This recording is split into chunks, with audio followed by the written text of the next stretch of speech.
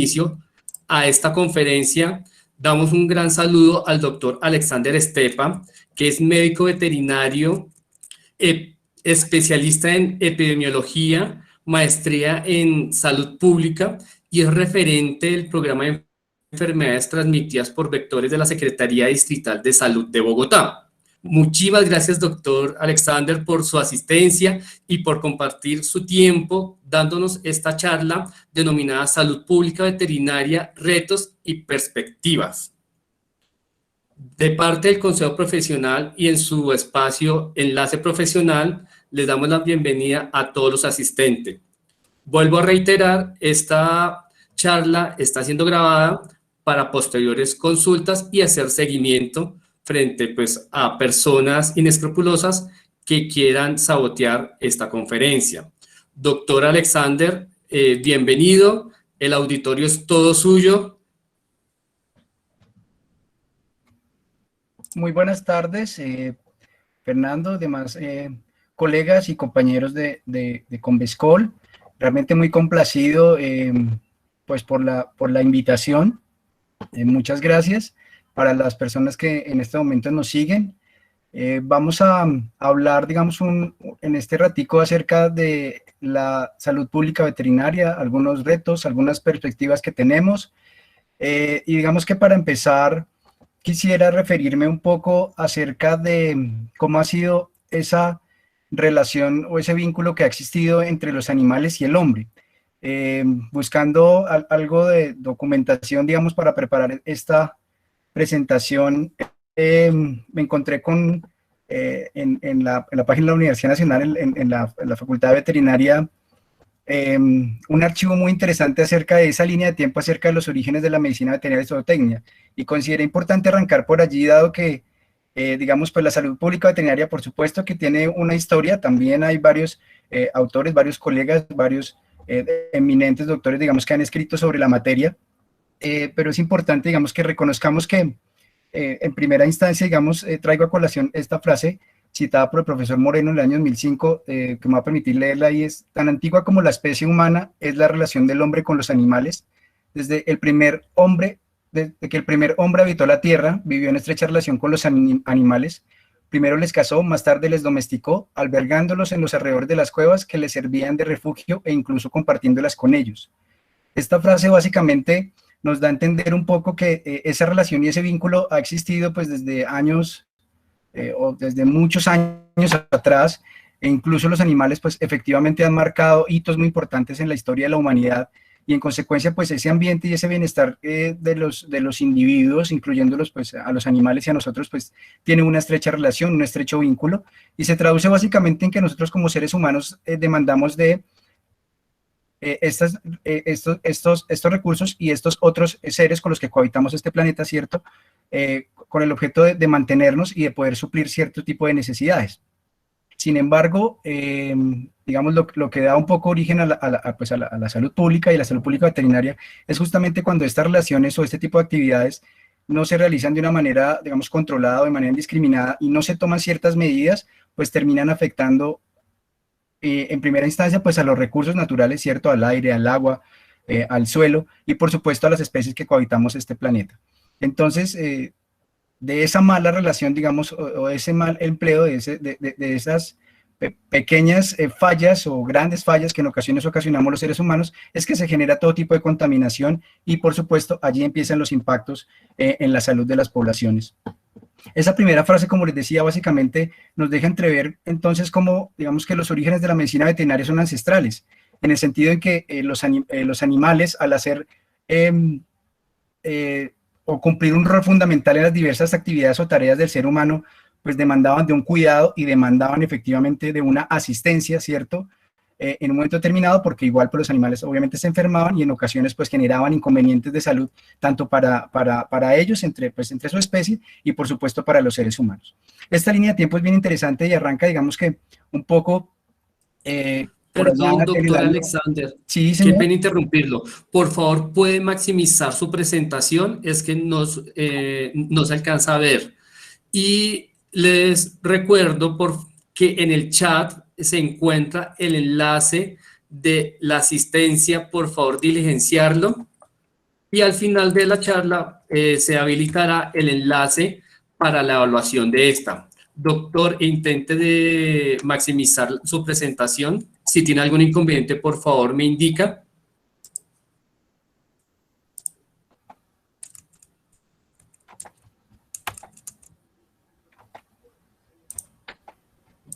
En este momento estoy compartiéndola y la voy a ampliar. Sí, por favor.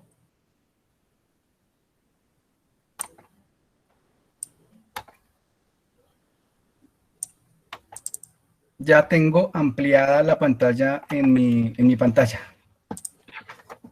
Ya, por favor, sí.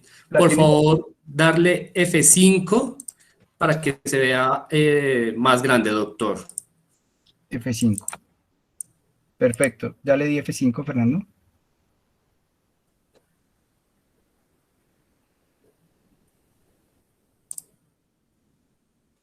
Un momento, por favor, ya está cargando la presentación. Está. No, doctor, si quiere en este caso, vamos a proyectar desde mi pantalla y el doctor Alexander pues me va indicando para poder pasar las diapositivas. Listo, Fernando.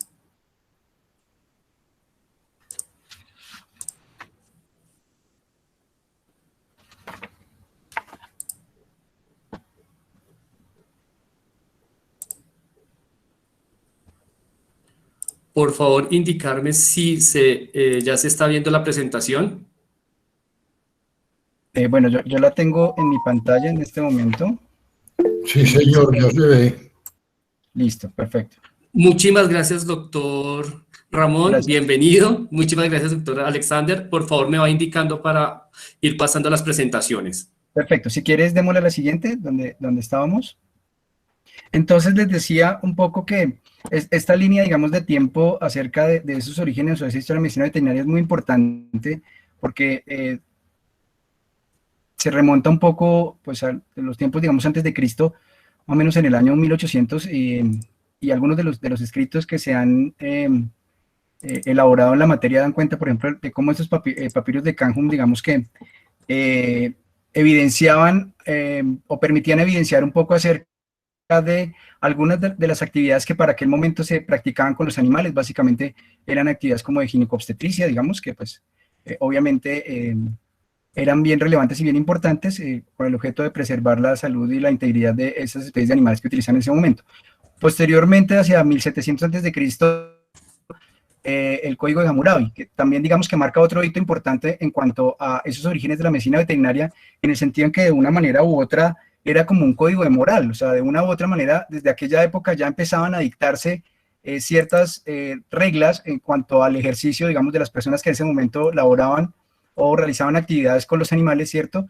E incluso allí, por ejemplo, se establecían algunas tarifas o honorarios que daban cuenta de si la persona que realizaba cierto procedimiento en un animal, específicamente en bueyes, lo hablaban, si el procedimiento salía con éxito, entonces allí tasaban cuánto, digamos, tenía que percibir esa persona que realizaba el procedimiento, o por el contrario, el animal tenía algún tipo de padecimiento, incluso la muerte, entonces cómo esta persona tenía que resarcir, digamos, al custodio o al propietario de ese animal.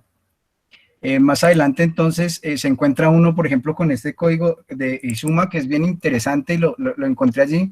Y me parece importante traerlo a colación porque dentro de ese código hay algunas acciones, digamos, que en su momento se tomaban contra propietarios de perros que ocasionaban algún tipo de lesiones. Y era bien importante porque en aquella época, digamos que los perros eran sobre todo utilizados para caza. Entonces, me pareció bien importante y una anécdota interesante en cuanto a esa línea de tiempo de ese origen de la medicina veterinaria, porque entonces vemos que de una u otra manera ya las personas que tenían animales y que ocasionaban algún tipo de daño tenían que resarcir a las personas que eran agredidas o que se ocasionaba algún tipo de daño.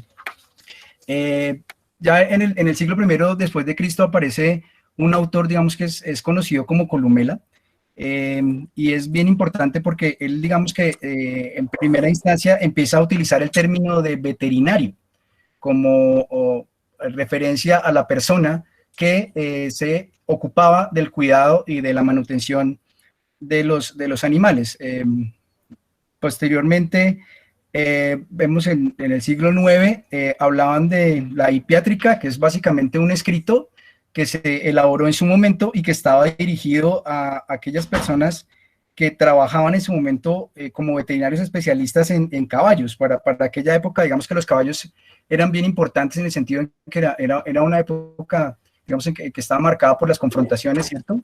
Y los caballos obviamente eran bien importantes y jugaban un rol relevante dentro de estas sociedades, y así entonces digamos que este personaje llamado Absirto, ¿cierto? Quien era un jefe denominado hipiatra, es decir, un veterinario especialista en caballos, dejó, digamos, ese legado a estas personas que trabajaban en ese entonces para ese ejército y que daba cuenta de ciertos cuidados y de ciertas enfermedades que los animales, específicamente los caballos, podían sufrir. Más adelante, pues vemos que ya hacia el siglo XVIII aparece la primera, digamos, escuela de medicina veterinaria, que fue fundada en Francia, específicamente en la ciudad de Lyon, y posteriormente vemos como en el año 1863 más o menos, o sea, el siglo XIX, digamos, ya aparece la Asociación Mundial de Veterinaria como un organismo, digamos, que intenta de una u otra manera recoger a los profesionales o las personas dedicadas pues a esta bella, hermosa y noble profesión. Y más adelante, aún en el siglo XIX, hacia 1885, digamos que empieza a marcarse la historia de la medicina veterinaria en Colombia con la creación de esa primera Escuela Nacional de Veterinaria, pues en su momento era Bogotá, digamos pues que hoy día pues es lo que correspondería a la Facultad de Medicina Veterinaria de la Universidad Nacional de Colombia. Más adelante, pues ya en el año, entrado al siglo XX, 1924, entonces aparece la fundación de lo que en sus momentos se denominaba Organización Mundial de Epizootia, ¿cierto? Hoy día mantiene, digamos, por sus siglas, digamos que aún hoy día la conocemos como OIE, pero todos sabemos que hoy día ya corresponde a la Organización Mundial de Sanidad Animal. Si me regalan la siguiente, te agradezco.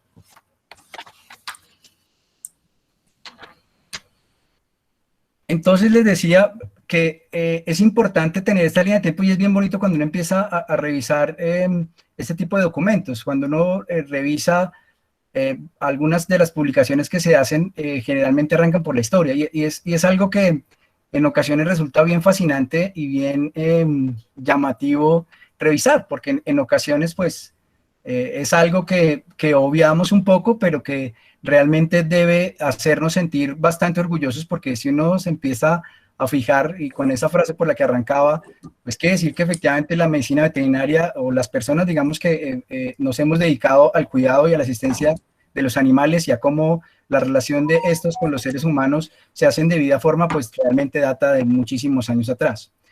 Esa relación, entonces, digamos que más adelante pues evoluciona obviamente, y lo que nos trae a colación un poco es cómo esa relación de los patógenos entre humanos y animales.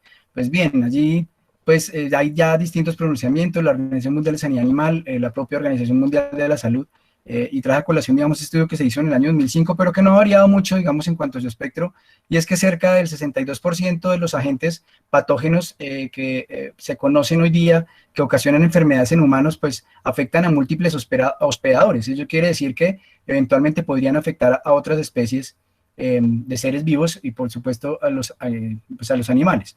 Para el caso puntual de los animales domésticos, pues se documenta que cerca de 610 patógenos conocidos, el 77% afecta a múltiples especies. Eso quiere decir que estamos hablando de una serie de enfermedades que no son solamente única o no son única y exclusivamente, digamos, enmarcadas a animales de producción o animales de compañía o animales, digamos, de fauna silvestre, sino que efectivamente son agentes que tienen un potencial, digamos, y ya lo hemos visto, pues bueno, ahora con el COVID-19, pero pues en años anteriores, y más adelante lo vamos a ver, como otra serie de patógenos, digamos, que han aprovechado toda esa serie de circunstancias y situaciones que nosotros les hemos favorecido y han venido mutando de una u otra manera, generando inconvenientes desde el punto de vista sanitario y, por supuesto, desde el punto de vista productivo. Eso se reafirma, digamos, en que el 75% de las enfermedades emergentes y reemergentes son consideradas zoonosis, es decir, son consideradas como aquellos eventos o enfermedades compartidas entre el hombre y los animales, y ejemplo de ello, pues está, digamos, el SARS también, que fue en el siglo XX, año 2003, 2005, una enfermedad que generó inconvenientes de índole sanitario, que incluso, pues digamos que no ha caído como una pandemia como tal, como el SARS-CoV-2, pero sí generó y suscitó alertas sanitarias a nivel mundial. El Creutzfeldt-Jakob, digamos que es una variante, digamos, en el ser humano de lo que en su momento se denominó como enfermedad de las vacas locas o las encefalopatías por quiloformo bovina, otra enfermedad, digamos, que ocasionó grandes pérdidas desde el punto de vista económico, digamos, especialmente en países de Europa, porque producto de ella, pues obviamente tuvieron que ser sacrificados bastantes animales, especialmente bovinos, y que también generó, digamos, alarmas sanitarias a nivel mundial. La influenza aviar también en años recientes, estamos hablando del siglo XXI, la famosa influenza conocida como esa variante o ese serotipo H5N1, que posteriormente, digamos, que derivó en la aparición de el H5N7, pero que también tuvimos como intermedio con lo que conocimos como la influenza porcina y también enfermedades que en su momento ocasionaron alertas, alarmas y en ocasiones por mala información, de una u otra manera también pánico, ¿cierto? En cuanto a algunos de los consumidores de este tipo de proteína de origen animal y también de algunos productores en particular. Esa es una variante de una arbovirosis. Ocasionó también inconvenientes, es una enfermedad, digamos que, pues, como su nombre lo indica, es proveniente del Nilo, pero que, dada su forma de transmisión, ¿cierto? Al incluir aves migratorias, generó serios inconvenientes, especialmente en Estados Unidos. Y el hantavirus, digamos que si bien es una enfermedad que en algún momento alcanzó a generar algún tipo de noticias, especialmente en los países del Cono Sur, es una enfermedad, por ejemplo, que no debe descartarse, digamos que esté en nuestro medio o que está en países con condiciones sanitarias y socioeconómicas similares a los nuestros, básicamente pues porque una de las especies que es considerada como reservorio pues son los roedores. Algo que es bien importante también considerar aquí es que principalmente este tipo de enfermedades o este tipo de agentes patógenos se consideraba que afectaban especialmente a los veterinarios, ¿cierto? Con problemas de salud ocupacional o a las personas que se dedicaban a la producción de los animales y en algunas ocasiones, digamos, animales de compañía o a personas que sencillamente se desplazaban de un lugar a otro y que producto de la picadura, digamos, de un vector, padecían este tipo de enfermedades, pero hoy día, digamos que ya hay estudios y obviamente esto ha venido evolucionando y en ese sentido se ha venido abordando con una visión mucho más integral en el sentido en que hoy día está clarísimo y está demostrado que cualquier persona del común puede ser sujeto de padecer alguna bueno, algún tipo, digamos, de estas enfermedades, básicamente, en el momento de no adoptar hábitos y estilos de vida saludable, en el momento de no tomar medidas de autocuidado, en el momento, digamos, de no estar como enterados. Y aquí, digamos, que cobra relevancia también la labor del médico veterinario en el sentido en que, pues nosotros, más adelante lo vamos a ver un poco, pues no en detalle, pero digamos de manera citada, es que como médicos veterinarios tenemos que estar, digamos, a la vanguardia y en ese sentido tenemos que estar enterados también de qué ocurre con esas enfermedades en otros lugares del mundo, para saber y estar preparados ante la eventualidad en que una enfermedad de estas transnacionales, como se conocen hoy día, llegase a afectar nuestro territorio y poder tener toda la información necesaria para poder brindar así una información clara, precisa y certera a las personas que laboran con animales o que tienen animales, digamos, para poder suplir algún tipo de necesidades. Si me regalan la siguiente, te agradezco.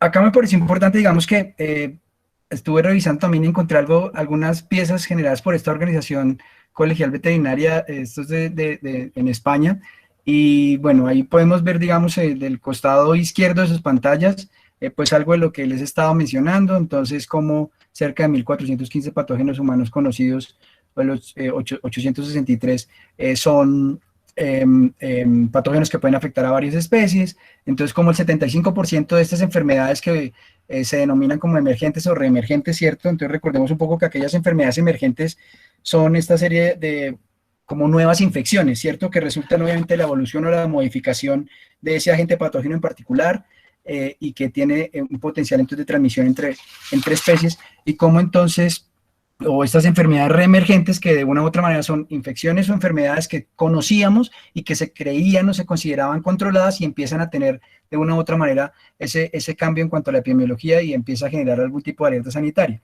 Entonces, ver cómo el 75% de estas enfermedades emergentes y reemergentes, ¿cierto?, son o fueron consideradas en su momento o tuvieron sus orígenes en su momento en hospedadores, digamos, de origen animal, y que por supuesto empiezan a generar estragos también en la salud pública.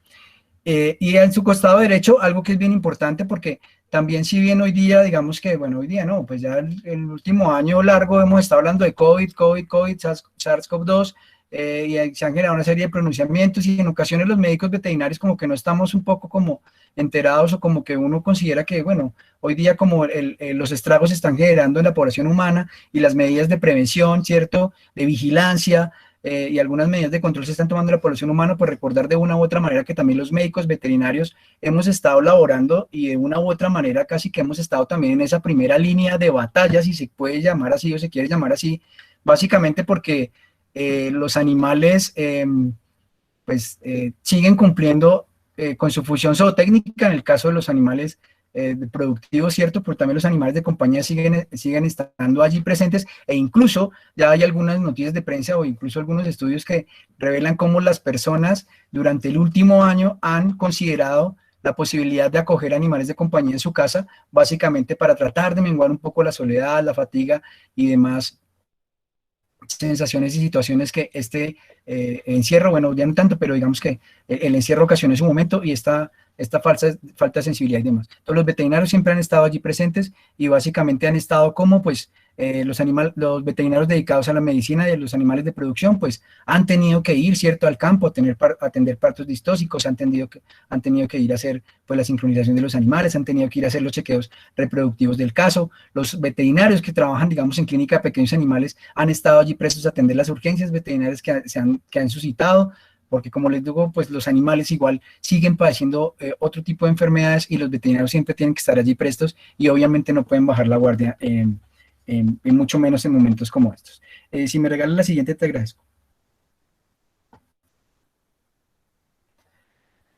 Les decía entonces que el 75% de esas enfermedades consideradas como emergentes o reemergentes son enfermedades que tuvieron orígenes en alguna especie de animales, y que han generado o generan y seguirán generando estragos, sin duda, a nivel económico y a nivel sanitario, ¿cierto? Algunos digamos, los eventos que están citados allí son como algunos de los que, producto de la preparación de esta presentación, pues logré como recopilar, y de arrancada, pues digamos que está la peste negra. Recordar que la peste negra, digamos, ocasionó un problema sanitario bien interesante por allá en el siglo XV, siglo XVI, especialmente en países europeos. Recordar que la peste negra no era más que la forma de denominar, digamos, a la famosa peste bubónica, o la enfermedad ocasionada por la Yersinia pestis, cuyo reservorio principal son los roedores, ¿sí?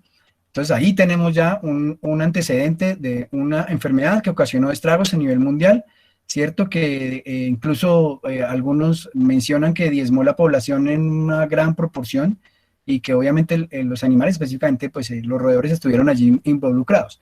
La rabia, bueno, es una enfermedad que para muchos es una enfermedad que no pasará de moda, y por obvias razones. Digamos que es una enfermedad que ha suscitado bastante pánico, bueno, hace muchos años, y a pesar de que han existido planes, digamos, que tienden hacia la eliminación de este evento, pues ha sido muy complicado, básicamente porque es una enfermedad que, como todos sabemos, afecta a la mayoría de los mamíferos, por no decir que a casi todos, y por sus mecanismos de transmisión, o la transmisión epidemiológica, digamos que en algunas regiones o en algunos lugares es bastante complicado su control, y entonces ello quiere decir que las medidas básicamente que se han adoptado en años recientes pues están encaminadas a la prevención, básicamente en cuanto a la vacunación, tanto en seres humanos como en esos esquemas, digamos, profilácticos, o en la vacunación, digamos, en los animales domésticos. La enfermedad por el virus del ébola, pues entonces también fue una enfermedad que en su momento generó bastantes alertas, bastantes alarmas, que incluso suscitó desde el punto de vista de la bioética, pronunciamiento, ¿cierto? Porque entonces por allí se generó entonces una vacuna, y entonces se suscitaron disertaciones acerca de hacia quién debía dirigirse, si realmente los recursos que se estaban captando deberían invertirse allí o deberían invertirse más bien en adquirir y facilitar medidas de prevención hacia la población más afectada, que obviamente estaba restringida, digamos, al continente africano, pero fue una enfermedad, digamos, que ocasionó bastantes problemas y que también, digamos, que se considera una enfermedad transnacional en el sentido en que migró desde el continente africano al continente americano y generó algunos inconvenientes en países como los Estados Unidos. El hantavirus, ya les decía, entonces fue una enfermedad que también, digamos, involucra allí al roedor, ¿cierto? Dentro de sus mecanismos, como reservorio de la enfermedad, dentro de los mecanismos de transmisión, pero que especialmente, digamos, afectó a países como Chile y Argentina especialmente, pero que es una enfermedad, digamos, que no podemos descartar que esté en nuestro medio. Incluso hay en algunas publicaciones, tanto del hantavirus como del virus del Nilo Occidental, digamos, que en su momento realizaron algunos doctores de la Universidad de Córdoba, si mal no estoy, donde de una u otra manera dejan allí como esa gran interrogante acerca de que eventualmente podrían haber algún tipo de cepas de estas enfermedades y que podrían generar inconvenientes. La encefalopatía espongiforme bovina, enfermedad, entonces ya les mencionaba también que en Europa generó bastantes inconvenientes y bastantes problemas, conocida popularmente como la enfermedad de las vacas locas. Entonces, por allá, finalizando el siglo XX, ¿cierto? Años 80, grandes mortandades de animales, cierres de cadenas de empresas y de lugares destinados a la comercialización de carne justamente o como producto de la toma de medidas sanitarias al respecto. La gripe aviar, o conocida como la variante H5N1, enfermedad que también, digamos, finalizando el siglo XX, por allá años 97, 98, generó estragos, empezaron a identificar esos primeros brotes, esas primeras infecciones en países asiáticos, ¿cierto?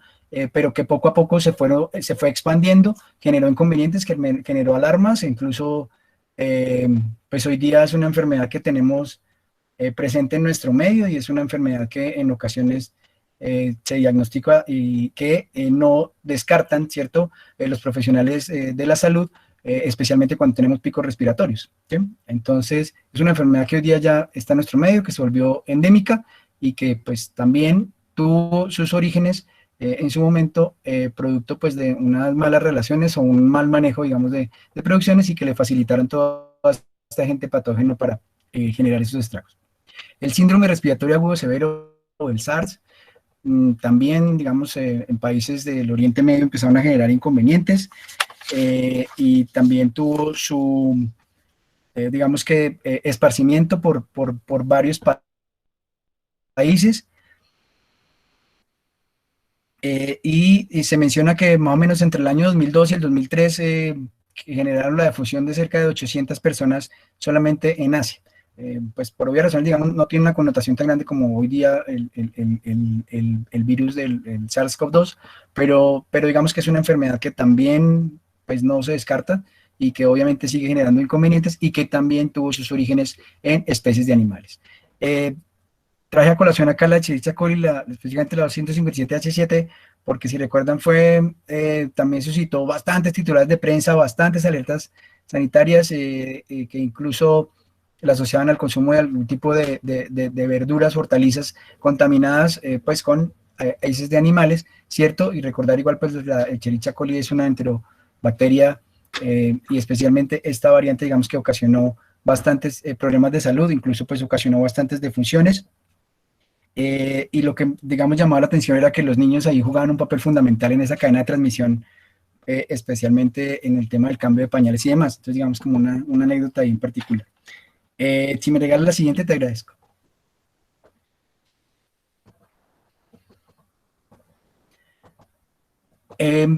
No incluí, digamos, en la diapositiva anterior algunos de los agentes patógenos que han sido considerados como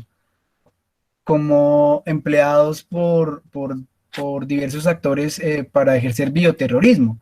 Y me encontré también pues con una revisión bien interesante, y es, por ejemplo, por allá en los años 50, entonces que había un movimiento independentista en Kenia que utilizaba una planta tóxica y lo utilizaba para diezmar a sus adversarios, básicamente como envenenando el ganado.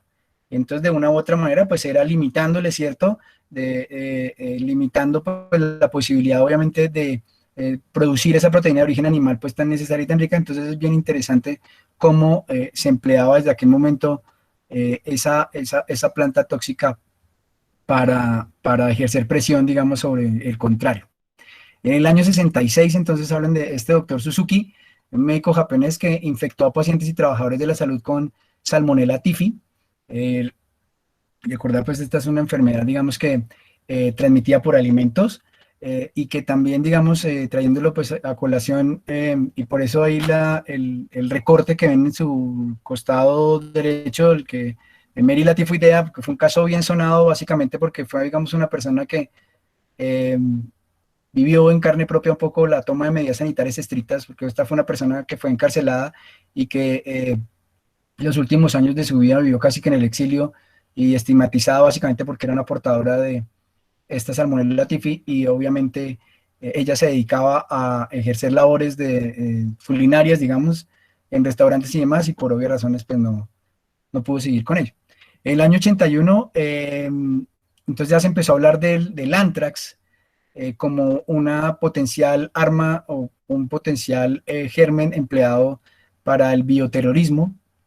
En el año 84, específicamente en Portland, ¿cierto?, en Estados Unidos, entonces volvemos a tener ahí nuevos inconvenientes con la Salmonella typhimurium, y básicamente también asociada al consumo de alimentos contaminados, ¿cierto?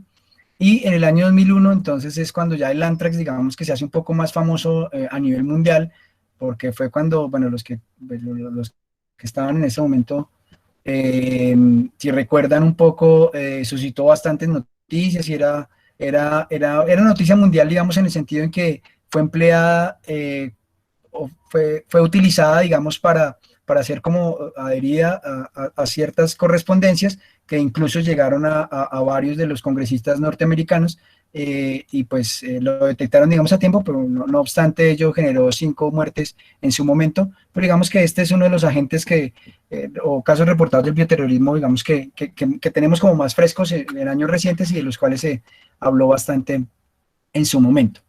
Si me regalas la siguiente, por favor. Ya mencionábamos entonces cómo estas enfermedades compartidas entre los hombres entre el hombre y los animales, ¿cierto?, las conocidas zoonosis, incluyen enfermedades transmitidas por alimentos. Las enfermedades transmitidas por alimentos son una realidad, digamos que es un desafío bastante fuerte, porque incluso cuando uno entra a revisar pronunciamientos de veterinarios europeos y demás, esta famosa estrategia que denominan del campo a la mesa, casi que tiene sus orígenes allí, porque de una u otra manera la medicina veterinaria, digamos que cumple, o los médicos veterinarios, los que laboran en producciones pecuarias, cumplen un rol fundamental, porque todas estas labores preventivas, ¿cierto?, todas estas labores de vacunación, desparasitación, y hacer los controles periódicos del ganado, pues de una u otra manera van a mitigar o controlar esa posibilidad de que los seres humanos padezcamos algún tipo de enfermedad, bien sea por el consumo directo de la carne o porque los animales, ¿cierto?, de una u otra manera los eliminen, y producto de esa eliminación de estos agentes patógenos se contaminen otra serie de recursos, como lo decía bien al comienzo de la presentación, ¿cierto?, el suelo, el agua, y por ende van a contaminar otra serie de recursos que son indispensables para la nutrición, como las frutas o las verduras y demás. Se menciona, la FAO menciona que 1 de cada 3 personas en el mundo por año sufre una enfermedad transmitida por alimentos. Mencionan también que cerca de 2 millones de personas mueren al año por diarreas asociadas al consumo de alimentos o al consumo de agua contaminada. Y solo para Estados Unidos, digamos que lo que registra el CDC es que hay cerca de 325.000 hospitalizaciones por año y 5.000 muertes. Y obviamente esto lleva consigo, pues, costos en los servicios sanitarios, costos en los servicios de salud, siendo obviamente un impacto también fundamental, pues, para el tema de los recursos públicos, ¿sí? Porque ya no solamente todo lo encaminado a la materia de promoción y prevención de este tipo de enfermedades en la especie productiva, sino que cuando ya ocasionan el daño en el ser humano y se genera una situación bastante compleja y complicada como la que estamos viendo hoy día, pero también como la pueden ocasionar las enfermedades transmitidas por alimentos, hacen obviamente que esa demanda de recursos desde el punto de vista asistencial, digamos, o médico, pues se incremente. Si me regalas la siguiente, creo que hacer link con esta. La Organización Mundial de la Salud entonces menciona que de entre los principales agentes patógenos que pueden estar asociados a las enfermedades transmitidas por alimentos, pues están la listeriosis, ¿cierto? La brucelosis, está el vibrio cólera, que son enfermedades que están presentes en nuestro medio. O sea, la listeria es una enfermedad, o más bien, es un agente patógeno que está presente en países como el nuestro y en muchos otros, al igual que la brucela, el virus de la hepatitis A, ¿cierto? Y otra serie de parásitos como el toxoplasma, que ya sabemos, digamos, ocasiona especialmente estragos en mujeres en estado de gestación, que pueden ocasionar incluso pues los abortos, ¿cierto? O que estos niños nacen con algún tipo de problemas de tipos visuales, y que de una u otra manera también ha sido, digamos, en ocasiones mal interpretado, ¿cierto? Cuando no se conoce muy a fondo el mecanismo de transmisión y la epidemiología de la enfermedad, entonces en ocasiones se entra a estigmatizar a otras especies de animales, como por ejemplo los gatos, ¿cierto? Pero de una u otra manera hay que ponerle el ojo porque en ocasiones el riesgo es mucho más alto de que el Toxoplasma gondii pueda ser una enfermedad asociada al consumo de alimentos contaminados. Y esta otra pues ya refresca un poco lo que les mencionaba. Estamos hablando de que cerca de casi de 1 de cada 10 personas se encuentra o puede ser sujeto de padecer este tipo de enfermedades, y digamos que algo que también es relevante y es importante es que de la totalidad de casos, digamos, que se reportan a nivel mundial, cerca de 1/3 de esos casos afectan a niños menores de 5 años, con todas las implicaciones que ello tiene desde el punto de vista económico, sanitario, por supuesto, pero sobre todo de índole social, ¿sí? Entonces, ahí empiezan entonces a ver algún tipo de estudios e indagaciones acerca de cómo, obviamente, la afectación de estos pequeños, pues de una u otra manera, además de diezmar la población muy determinado, pues afecta efectivamente con la productividad de una sociedad en particular. Siguiente, por favor.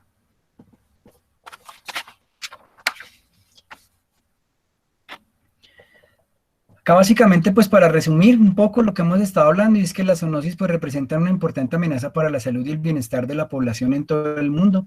Cuando me refiero a población, pues no hablo única y exclusivamente de la población humana, sino también de la población de animales. Recordar, como lo veíamos al comienzo, creo que mientras la relación entre los humanos y los animales se surta en debida forma, no debería haber inconvenientes ni debería haber ningún tipo de dificultades. Sin embargo, producto de la mala información, producto de la no actualización en el caso de algunos profesionales, ¿cierto? O sencillamente la no adopción de ciertas prácticas o ciertas recomendaciones o consejos que profesionales médicos veterinarios entregan a productores y a responsables de animales, pues no los acatan, pues allí se generan las situaciones. Y es importante mencionar que a pesar de todos los progresos que se han logrado, a pesar de los bastantes, de los distintos planes, programas, proyectos, iniciativas que se han trazado a nivel mundial, pues este tipo de patología sigue generando estragos y sigue teniendo impactos tanto en zonas urbanas como zonas rurales. Ya lo mencionábamos al comienzo, al comienzo se asociaba un poco la presentación de enfermedades zoonóticas, entonces es la persona que está en el campo, que labora con los animales, que labra la tierra, pero que hoy día sabemos que incluso las personas que vivimos en ciudades consideradas como urbanas, y aquí hago un paréntesis, es que, bueno, Bogotá tiene una connotación de urbana, pero también es importante considerar más bien que cerca del 75%, si no más, de este territorio, de esta ciudad, es considerado zona rural, ¿sí? Entonces, casi que en Bogotá lo que estamos viviendo es que en ese 75% nos concentramos más del 90% de la población. Entonces, eso es importante también tener en cuenta toda esa serie de cosas al momento de poder entregar orientación y poder conocer las situaciones. Digamos que en resumidas cuentas, básicamente lo que vemos es que efectivamente hay una zoonosis, hay una amenaza bien importante ocasionada por este tipo de eventos transmisibles, y que ya dejaron o dejan de ser o de tener connotación en zonas rurales para generar inconvenientes también en zonas urbanas. Siguientes, por favor.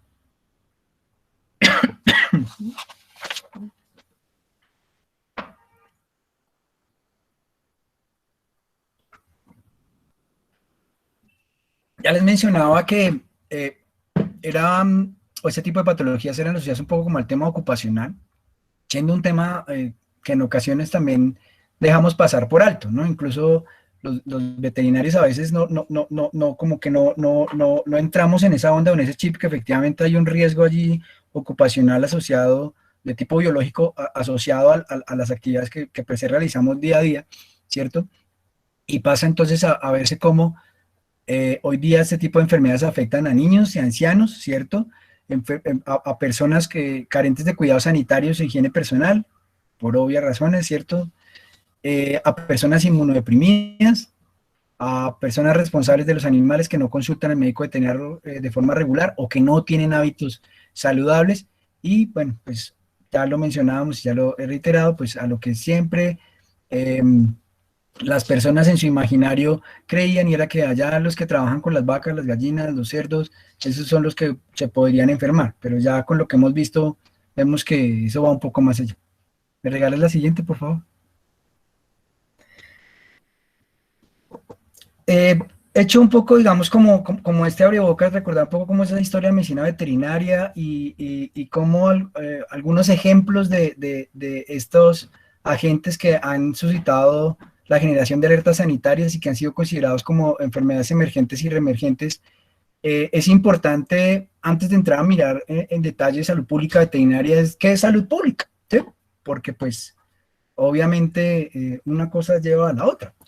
La salud pública, hay digamos que distintas posturas y es un término que tiene bastantes acepciones, pero dentro de las que se pueden encontrar, digamos, documentadas de forma recurrente, está esta de Molina de los años 70, que es la ciencia y el arte de organizar, dirigir esfuerzos colectivos, ¿para qué? Para proteger, fomentar y reparar la salud de una comunidad, ¿cierto? Winslow en el año 1920 entonces también habla de que es un arte y una ciencia, ¿sí? Entonces él invierte los términos, pues es un arte y una ciencia de prevenir la enfermedad, de prolongar la vida, de promover la eficiencia física y mental mediante el esfuerzo organizado de la comunidad.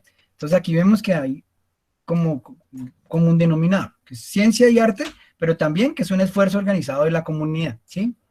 Pero que en resumidas cuentas la salud pública pues busca la aplicación de los conocimientos médicos y científicos básicamente para asegurar condiciones sanas de vida al individuo que integra una comunidad.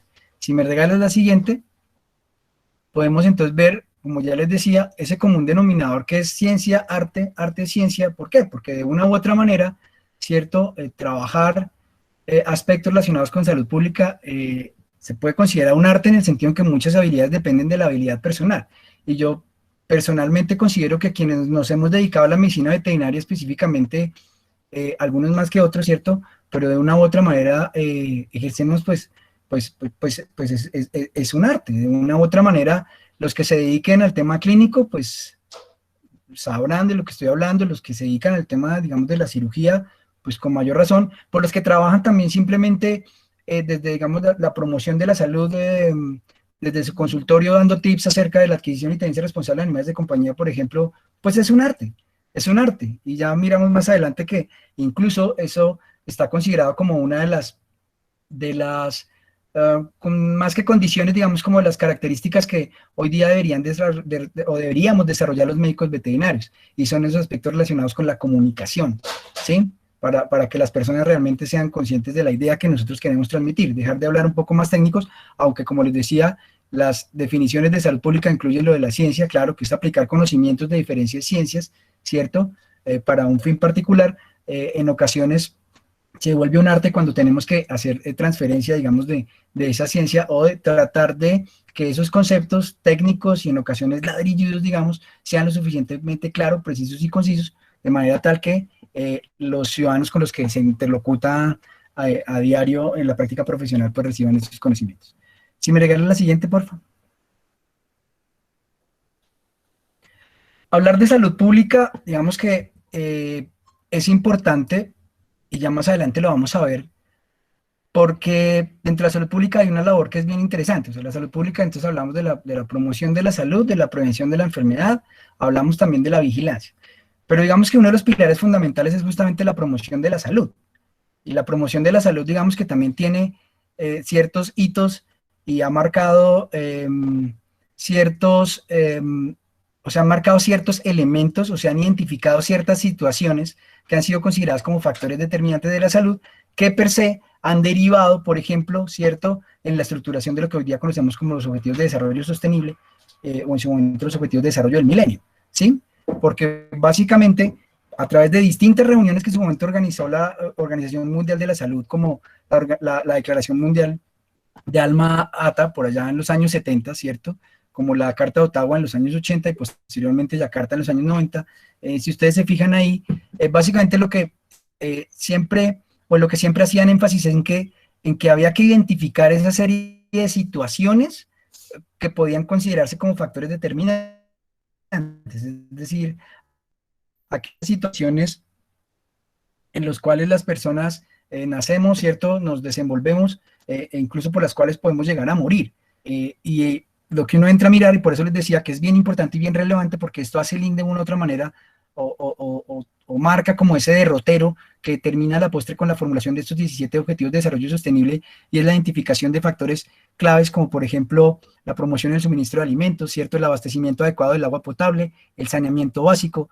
la asistencia materno-infantil, la inmunización contra las principales enfermedades infecciosas. Entonces, si uno entra a mirarlo, pues algunos dirán, amiga, pues este man que hace hablándonos acá de Alma Ata, eso es de la OMS, debería hablarnos algo más de la OIE, pero ahorita que es que la OIE y la OMS trabajan ya junto con la FAO y con otra serie de organismos multilaterales para mirar más adelante o terminar, digamos, haciendo un consenso y generando estrategias para trabajar en lo que hoy día se conoce como una salud, un mundo, una salud, ¿cierto? Más adelante, cómo eso tuvo una variación, digamos, o un complemento hasta generar lo que hoy día conocemos la iniciativa como un bienestar. Entonces, esto es bien importante que lo tengamos en cuenta, que lo revisemos y lo miremos, porque como les decía más adelante, si me regalan la siguiente, vamos a mirar cómo la promoción de la salud es un pilar fundamental. Es un pilar fundamental para el ejercicio de la salud pública y por supuesto los médicos veterinarios, ¿cierto? Hacemos salud pública per se, no solamente los que trabajamos en organismos oficiales o en organismos de control oficial, digamos, ejercemos salud pública. Todos los médicos veterinarios desde sus diferentes campos de acción hacen salud pública a diario, ¿sí? La promoción de la salud, decía, es una integración de acciones que se realizan ¿a quiénes? Pues hacia la población, ¿cierto?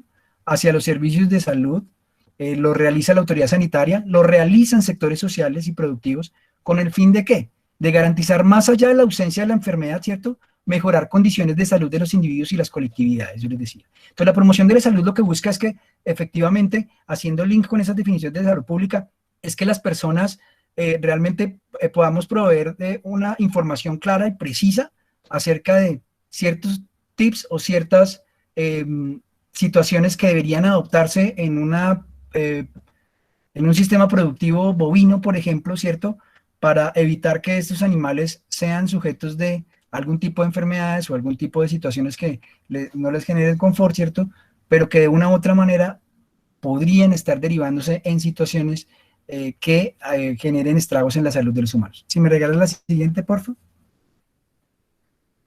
Y la promoción de la salud hace el link entonces con lo que quiere o con lo que se conoce como la prevención de la enfermedad, básicamente porque decía, pues la promoción de la salud busca en primera instancia es eso, ¿cierto? Es tratar de que efectivamente las condiciones estén un poco dadas para que las personas sean conscientes acerca del riesgo que puede representar realizar algún tipo de actividad en particular, ¿cierto? O generar estos tips o estas recomendaciones acerca de qué medidas implementar en un sistema productivo, ¿cierto? Justamente para prevenir esa enfermedad. ¿Y prevenir la enfermedad para qué? Pues para evitar que obviamente esta enfermedad aparezca, ¿cierto? O se prolongue la enfermedad en un momento determinado en que ya se padezca, ¿cierto? Y que, palabras más, palabras menos, este tipo de eventos no generen mayores secuelas ni mayores problemas en la población. Y aquí pues vuelvo y hago el paréntesis, cuando me refiero a población, hablo de poblaciones animales y de población, digamos, humana como tal. Si me regalas la siguiente, por favor. La vigilancia, entonces les decía, es bien importante porque pues no habría forma de conocer la situación de las enfermedades si no se ejerciera la vigilancia. Y aquí también, digamos, hago un llamado. Ya les decía, todos los médicos veterinarios, a mi juicio, hacemos salud pública. Desde la esfera o desde el campo de acción, digamos, que cada uno realice. Todos hacemos salud pública, ¿cierto? Pero de una u otra manera también todos somos actores fundamentales dentro de un sistema de vigilancia, ¿sí? Un sistema de vigilancia arranca en su base por lo que la norma sanitaria denomina unidades primarias generadoras del dato. ¿Y quiénes son las unidades primarias generadoras del dato? Pues en el caso de la salud humana, pues están las instituciones prestadoras de servicios de salud, algunas, que reúnen las condiciones y demás. En el caso de la salud, de la sanidad animal, pues son los veterinarios los que están en campo, los que están realizando los chequeos reproductivos de las vacas, ¿cierto? Los que van a hacer asistencia técnica a los galpones, los que van a hacer asistencias técnicas a los apriscos, los que van a hacer asistencias técnicas con las piaras, los que trabajan en su clínica, en su consultorio, viendo los perros, los gatos, ¿cierto? Estos animales denominados hoy día mascotas no convencionales. Pero de una u otra manera, todos, cuando consideramos que se identifica algún tipo de agente que potencialmente puede generar riesgo en la persona que convive o que tiene un vínculo estrecho con este animal, debemos alertar. En primera instancia, pues a la persona, ¿cierto?, que nos está consultando. Uno tiene que decirle, oiga, mire, he identificado que usted tiene un brote de salmonela aquí en estos pollos, ¿sí? En consecuencia, usted debe tomar A, B, C, D, la medida que corresponda, y también, por supuesto, además de darle esos consejos o esas sugerencias a ese primer interesado, que es el propietario de ese sistema productivo, dar la alerta ante la autoridad sanitaria competente, ¿sí? Entonces, básicamente lo que buscamos es que a través de la práctica de la salud pública, que es un poco lo que les estoy mencionando, ¿cierto?, tengamos acceso a esa información y a esos datos. ¿Con qué finalidad? Pues poder establecer en primera instancia el panorama de una determinada enfermedad en un territorio en particular.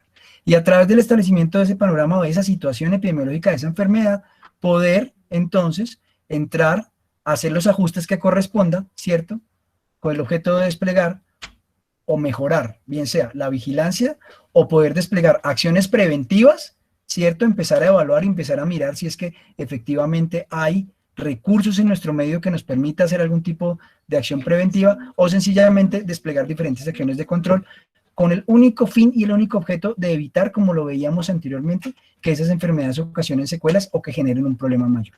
Si me regalas la siguiente, por favor. ¿Con qué nos encontramos entonces hoy día? Ya les decía, los médicos veterinarios hacemos salud pública, ¿cierto? Pero en ocasiones no somos un poco conscientes, digamos, de la importancia o la relevancia que tiene el informar, en primera instancia, reitero, al afectado, o sea, a esa familia que convive con ese perro, a esa persona que tiene en ordeño a las 20, 30, 50, 100 vacas, a esa persona que en su galpón tiene los 1000, 2000, 5000, 10.000 pollos, ¿sí? Sino también de hacérselo saber a la autoridad sanitaria, porque entonces encontramos situaciones como estas, por ejemplo, falta notificación de casos en animales y eventualmente en humanos, Uno entra a mirar, por ejemplo, enfermedades como la leptospirosis, es una enfermedad que tiene un subregistro elevadísimo, bastante alto, por muchas situaciones, ¿sí? Enfermedades zoonóticas, que en ocasiones no se reportan, o no están consideradas, digamos, como reporte obligatorio, o aún estando, pues algunos laboratorios no implementan, por ejemplo, técnicas diagnósticas que permitan confirmar, ¿cierto? O más bien implementar pruebas diagnósticas confiables que permitan confirmar o descartar casos, y pues allí no se tiene una información precisa y confiable. recolección de información en forma fragmentada, entonces ocurre también. Entonces, hay algo bien interesante también, es que, bueno, cuando se hace salud pública, específicamente vigilancia, en ocasiones todo parte de rumores. Y claro, pues para empezar a hacer las investigaciones o las indagaciones del caso, claro, hay que partir de un rumor, o hay que partir de una noticia de prensa, pero al fin y al cabo todo hay que ir a mirar también qué información hay, qué información reposa, y empezar a hablar con los actores fundamentales. Y aquí, por ejemplo, si son enfermedades zoonóticas, pues los médicos veterinarios juegan un papel fundamental, porque en algún momento de esa asesoría, asistencia técnica o consulta, tuvieron que haber tenido información respecto a diversos tipos de situaciones que ocasionaron la enfermedad, ¿cierto? Si fue que el animal llegó procedente de algún lugar en particular, o si fue que hicieron algún tipo de cambio dentro de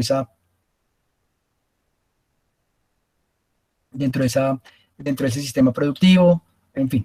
Pero entonces tenemos esa situación. Tenemos carencia de uniformidad y falta de bases de datos. Tenemos falta de personal y capacitación. Esto no es un secreto, digamos. Creo que hay una que más adelante que lo denota. La falta de infraestructura física de apoyo para el diagnóstico de patologías, y especialmente en las enfermedades zoonóticas sí que se ve. Hace poco, por ejemplo, tuve una reunión tuvimos una asistencia técnica sobre leishmaniasis, y nos acompañó una persona que se desempeña como jefe de laboratorio del Instituto Nacional de Salud, y nos comentaba cómo, por ejemplo, en un momento determinado tuvo que el Instituto Nacional de Salud empezar a apalancar o apoyar una serie de actividades diagnósticas de leishmaniasis en perros, en unos brotes que identificaron en algunas regiones del país. Y uno diría, pues sí, claro, es autoridad sanitaria, pero también hay una autoridad sanitaria en materia de sanidad animal. Y es que los perros, pues, cuando hablamos de una enfermedad que aqueja a un perro, pues también es sanidad animal. Entonces, digamos que allí también hace falta un poco de como ese fortalecimiento, ¿cierto? Ese colegaje, si se puede llamar así, que nos permita justamente eso, una infraestructura física y un apoyo que nos permita contar y disponer de recursos necesarios y suficientes para poder implementar esas técnicas diagnósticas que nos permitan evidenciar esas situaciones en animales y poder tomar las decisiones que sean del caso. Si me regalas la siguiente, por favor.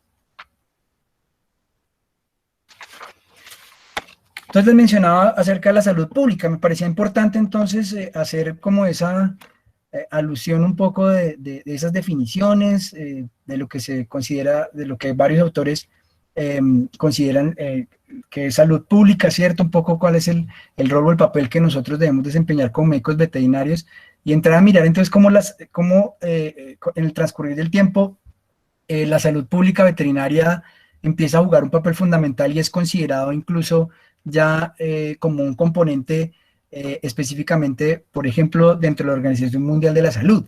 En el año 1946, la Organización Mundial de la Salud empezó a acuñar ese término, el de salud pública veterinaria, ¿cierto? Como un marco programático que abarcaba actividades de la salud pública relacionadas con la medicina veterinaria, con el fin de proteger y mejorar la salud humana. Entonces estamos hablando que, digamos que, vimos cómo la medicina veterinaria, pucha, o sea, hace años esto se viene trabajando y se viene posicionando. Pero en el siglo XX, digamos, ya empezó a considerarse a la medicina veterinaria como un plus o como un punto fundamental dentro de las diversas acciones que en materia de salud pública se despliegan. En el año 51, entonces, la Organización Panamericana de la Salud crea el Programa de Veterinaria y Centro Panamericano de la Fiebre Aftosa, ¿sí? Ese Centro Panamericano, ese Programa de Veterinaria y Centro Panamericano de la Fiebre Aftosa, 3 años después, en el año 54, es lo que se convierte en el Centro Panamericano de Zoonosis. Ese Centro Panamericano de Zoonosis, digamos, a través de esa instancia, digamos, dentro de la Organización Panamericana de la Salud, es lo que deriva entonces en la generación de una serie de reuniones que se conocen y que se realizan de manera periódica, que se conocen como reuniones interamericanas a nivel ministerial sobre el control de la fiebre aftosa y otras zoonosis. Anteriormente tenía esa denominación de RICAS, pero que a partir del año 80 ya se conocía como las RIMSA. Entonces son las reuniones interamericanas a nivel ministerial, y que básicamente lo que buscan es que, producto de toda la confluencia de estas autoridades sanitarias de la región, ¿cierto?, empezar a mirar justamente lo que les estaba diciendo, un poco hacer el balance acerca de ese panorama o ese comportamiento de estas enfermedades y con base en ello empezar a tomar decisiones que se traducen posteriormente pues en la emisión de diversos tipos de resoluciones o diversos tipos de comunicaciones que de una u otra manera empiezan a regir, ¿cierto?, la normatividad sanitaria en los diferentes países.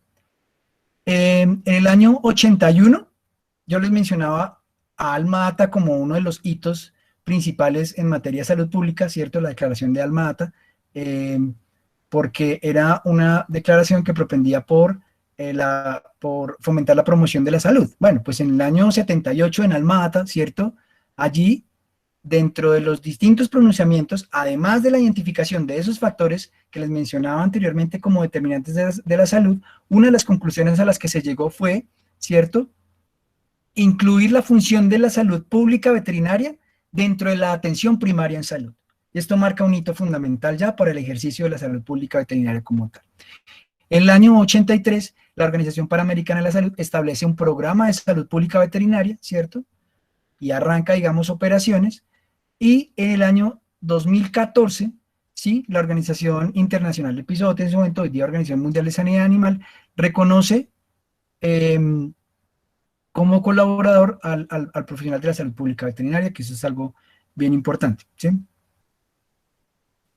En resumidas cuentas, hoy día, ¿cómo la Organización Mundial de Sanidad Animal define la salud pública veterinaria? La define como un componente de las actividades de salud pública dedicada a la aplicación de los conocimientos teóricos y prácticos o de las aptitudes de la medicina veterinaria para la promoción y la protección de la salud humana. Por eso me parecía importante y relevante ver un poco, o irnos un poco hacia atrás. Definiciones de salud pública, definiciones de promoción de la salud, de prevención de la enfermedad, cierto que hitos se han marcado, porque de una u otra manera, pues vémoslo ahí. El objetivo de esto es promoción y protección de la salud humana. Pero por supuesto, pues también preservar la sanidad animal resulta interesante, sobre todo porque, como sabemos, tiene implicaciones económicas, sociales y sanitarias, pues que ya lo vimos. Si me regala la siguiente, por favor.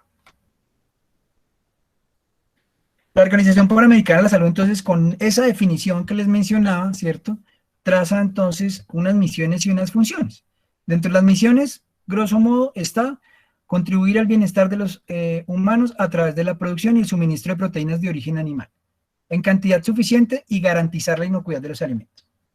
¿Por qué? Por obvias razones, ya lo veíamos anteriormente. 1 de cada 10 personas en el mundo sufre al año una enfermedad transmitida por alimentos. Evitar el impacto nocivo de las enfermedades comunes al hombre y los animales. Ya lo veíamos también en una diapositiva anterior, algunos ejemplos de esas enfermedades consideradas como emergentes o reemergentes que aparecieron en un momento determinado o reaparecieron en un momento determinado y empezaron a generar estragos. Estragos desde el punto de vista sanitario, pero que también derivaron o derivan hoy día en problemas no solamente sanitarios, sino en problemas económicos y problemas sociales.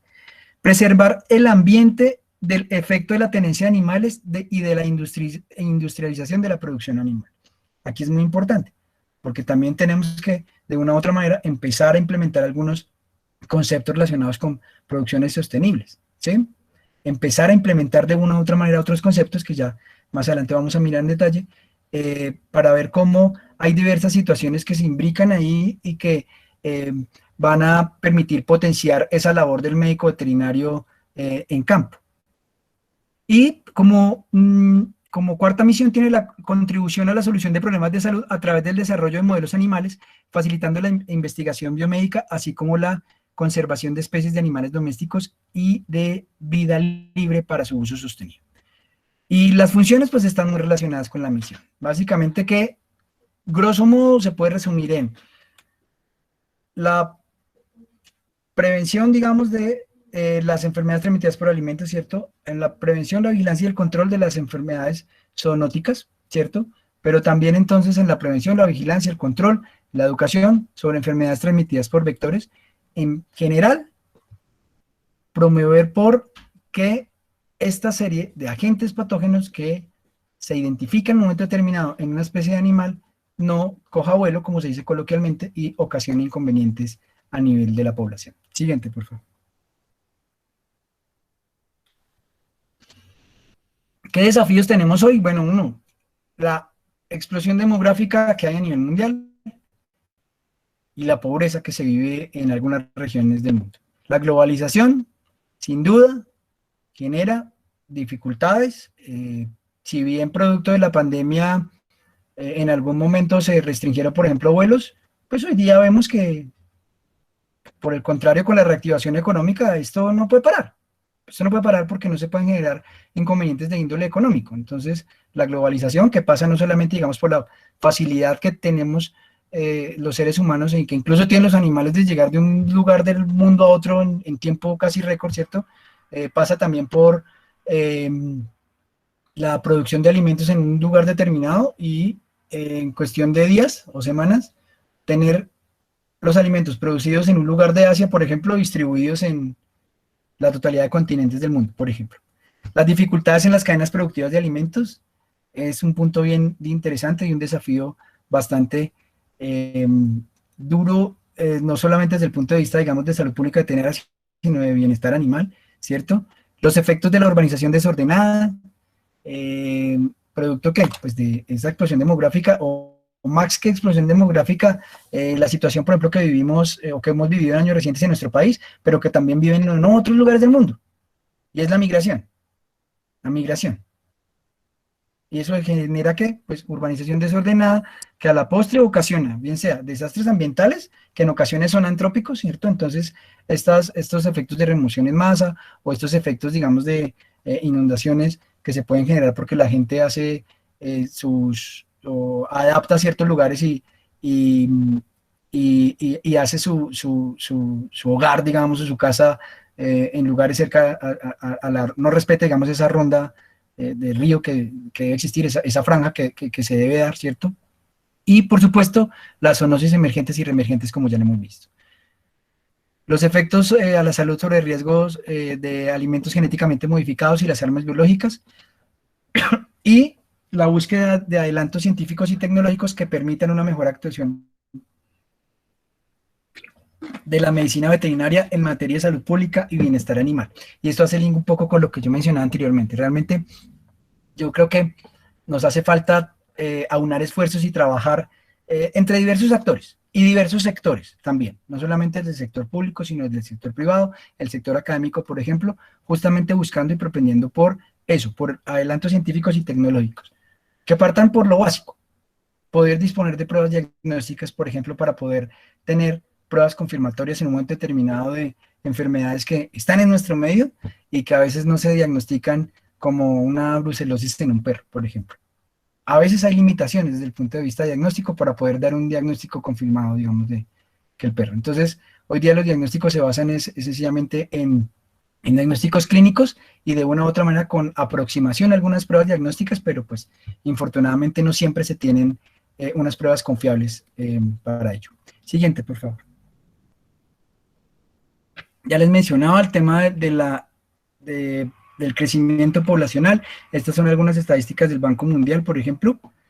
Entonces, pues en su costado izquierdo podemos ver cómo en los diferentes continentes se ve que hay una curva creciente, ¿cierto?, de ese crecimiento poblacional. Y a su costado derecho, algunas gráficas que dan cuenta de cómo es esa proporción o cómo es esa proporción, digamos, de acuerdo al ingreso que tienen algunas regiones, pues cómo se distribuye. Y lo que vemos allí es que desde los años 80 hasta el 2015, que fue lo que conseguí, digamos, lo que manda la parada son países con ingresos bajos.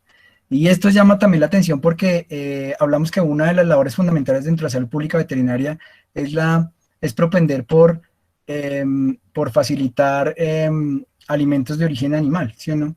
Y entonces cuando tenemos un crecimiento de la población, pues ¿qué va a pasar? Que la población va a demandar mayor cantidad de alimentos, mayor cantidad de carnes, mayor cantidad de verduras, mayor cantidad de frutas, y en general mayor cantidad de alimentos en ocasiones de origen animal. Si me regalas la siguiente, por favor. Esta es una diapositiva ya pues para el ámbito nuestro, el ámbito colombiano, ¿cierto? Que da cuenta básicamente de cómo ha sido esa incidencia de la pobreza monetaria desde el año 2012 al 2019. Y lo que vemos es que, si bien aparentemente en algunos momentos, ¿cierto?, tiende a disminuir, pues en años recientes vuelve y repunta.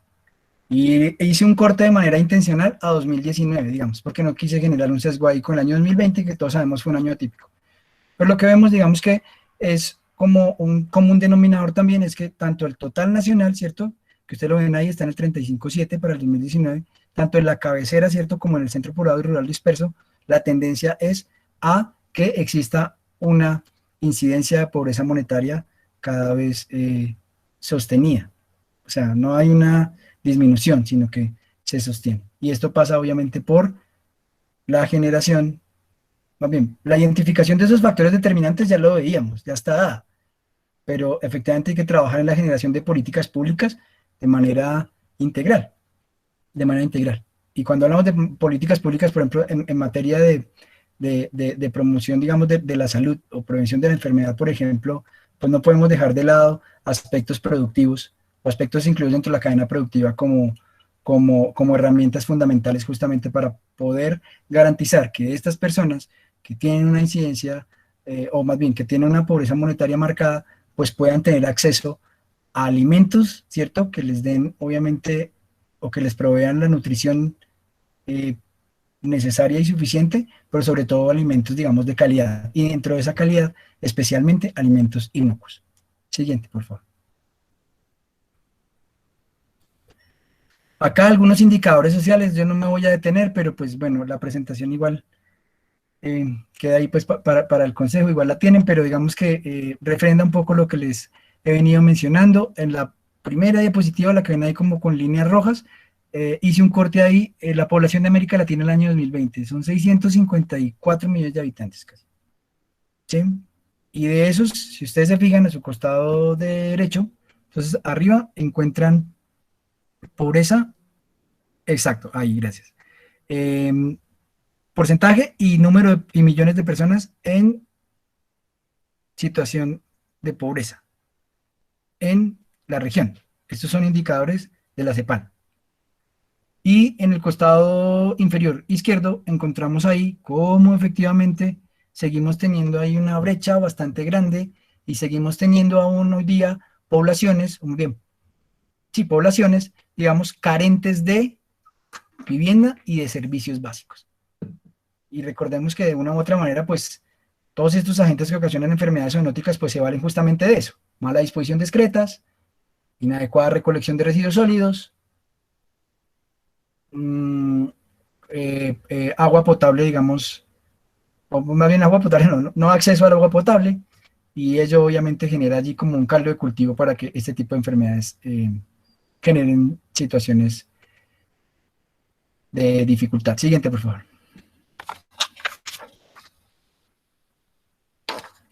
Acá lo traía porque ya les mencionaba con el tema de la globalización, y este fue un dato ahí que me encontré que es bien interesante, y es que si ustedes se fijan, mira, Colombia está en el top 10 de los países con mayor número de aeropuertos a nivel mundial. Eso me pareció bien interesante. Es el país número 8, reporta 836 terminales o digamos pistas o lugares considerados aptos para el transporte terrestre.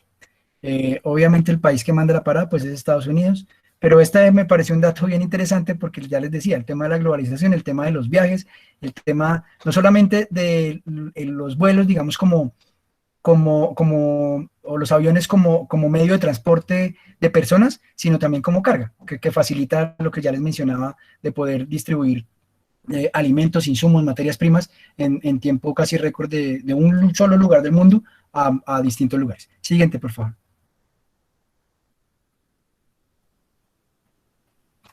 Estas son algunas, digamos, de las situaciones que encontramos en algunos lugares.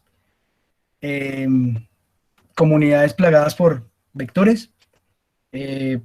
A un día persisten producciones, pues a todas luces no tecnificadas, entonces lo que conocíamos y creo que hoy día seguimos conociendo como animales de traspatio, con todas las dificultades y con todas las situaciones, pero que obviamente las personas realizan porque pues necesitan suplir unas necesidades básicas, ¿sí? Bien sea monetarias, si es que los tienen, digamos, para cría y vendérselo a vecinos o llevarlos a los mercados de los pueblos, o sencillamente para un consumo familiar. Siguiente, por favor. Entonces, como ya pues, hemos venido charlando acá, esa relación del hombre con los animales pues ha evolucionado día a día, ¿cierto? Lleva muchos siglos, muchos años evolucionando, y esa aparición de varias estructuras sociales y urbanas, ese, ese fenómeno migratorio, pero que también ese fenómeno, digamos, de crecimiento poblacional, pues ha traído consigo, y lo mirábamos en la diapositiva anterior, cambios eh, a veces bruscos, a veces no tan bruscos, pero cambios básicamente en la modalidad en que se tienen los animales, ¿cierto? No solamente de compañía, sino animales productivos, y en ocasiones que insisten en tener animales como mascotas o adaptarlos como mascotas cuando en estricto sentido no lo son, por ejemplo. Yo personalmente soy muy convencido del tema de las mascotas convencionales. A mi juicio creo que, no sé, habría que trabajar mucho, porque definitivamente son animales que en estricto sentido pues no podrían ser considerados como animales de compañía, y que a mi juicio, más que proveer una necesidad que pueden proveer animales de compañía, digamos, pues, convencionales como un perro o un gato, pues este otro tipo de animales yo creo que a mi juicio no lo van a suplir, porque sus necesidades son completamente distintas, y en ocasiones lo que las personas se dan o terminan dándose cuenta es que al no poder suplir esas necesidades de comportamiento y necesidades nutricionales y necesidades eh, emocionales de esos animales, pues son derivando en situaciones de maltrato, congestionando entonces inspecciones de policía, la propia Fiscalía General de la Nación, pero pues porque digamos que no se toma como una medida, pues no tanto radical, pero digamos una serie de tips o una serie de conceptos que permitan realmente hacer caer en cuenta que los animales de compañía son una cosa y los animales productivos son otra. Dentro de los retos tenemos entonces reconocer el desarrollo sostenible, ya les mencionaba, ¿cierto? Tomando en consideración aspectos ambientales, económicos y sociales, es fundamental. Como reto, entonces, para, digamos, el ejercicio de la medicina veterinaria que tenemos hoy día, como les decía, para mí, todos los médicos hacemos salud pública. Estos son algunos de los retos que tenemos para fortalecer y cualificarnos un poco más. Tener bases en medicina veterinaria y conocimientos de los problemas sanitarios internacionales, ya les decía. Nosotros tenemos que estar en constante conocimiento, ver cómo evolucionan esos eventos. No pensar que porque el evento fue identificado en España y se quedó el brote, digamos, en España y ocasionalmente afectó a Francia, por ejemplo, en algún momento no va a llegar. No, hay que estar pendiente de qué pasó, o sea, qué enfermedad fue la que identificaron allí, qué medidas de control tomaron, si eventualmente se facilitaron mecanismos de prevención, básicamente generación de biológicos, por ejemplo. Eso es importante tenerlo en cuenta. Promover políticas transversales y específicas para el desarrollo pecuario y el manejo de los animales. Ya les mencionaba pues con la diapositiva anterior un poco mi posición al respecto. Capacidad de ser promotor en buenas prácticas. Acá les decía, hay que poner en práctica todo lo que quiere decir el tema de la promoción de la salud y la prevención de la enfermedad, ¿cierto? Preparación adecuada en métodos de comunicación social como estrategia de prevención y control de las enfermedades, ya les decía. Es importante que como médicos también tengamos de una u otra manera fortalecimiento de capacidades en eso, en temas de comunicación social. Pues no me refiero pues a volvernos diseñadores ni ese tipo de cosas, pero sí de una u otra manera a ir como adquiriendo elementos que le permitan construir el discurso, ¿cierto?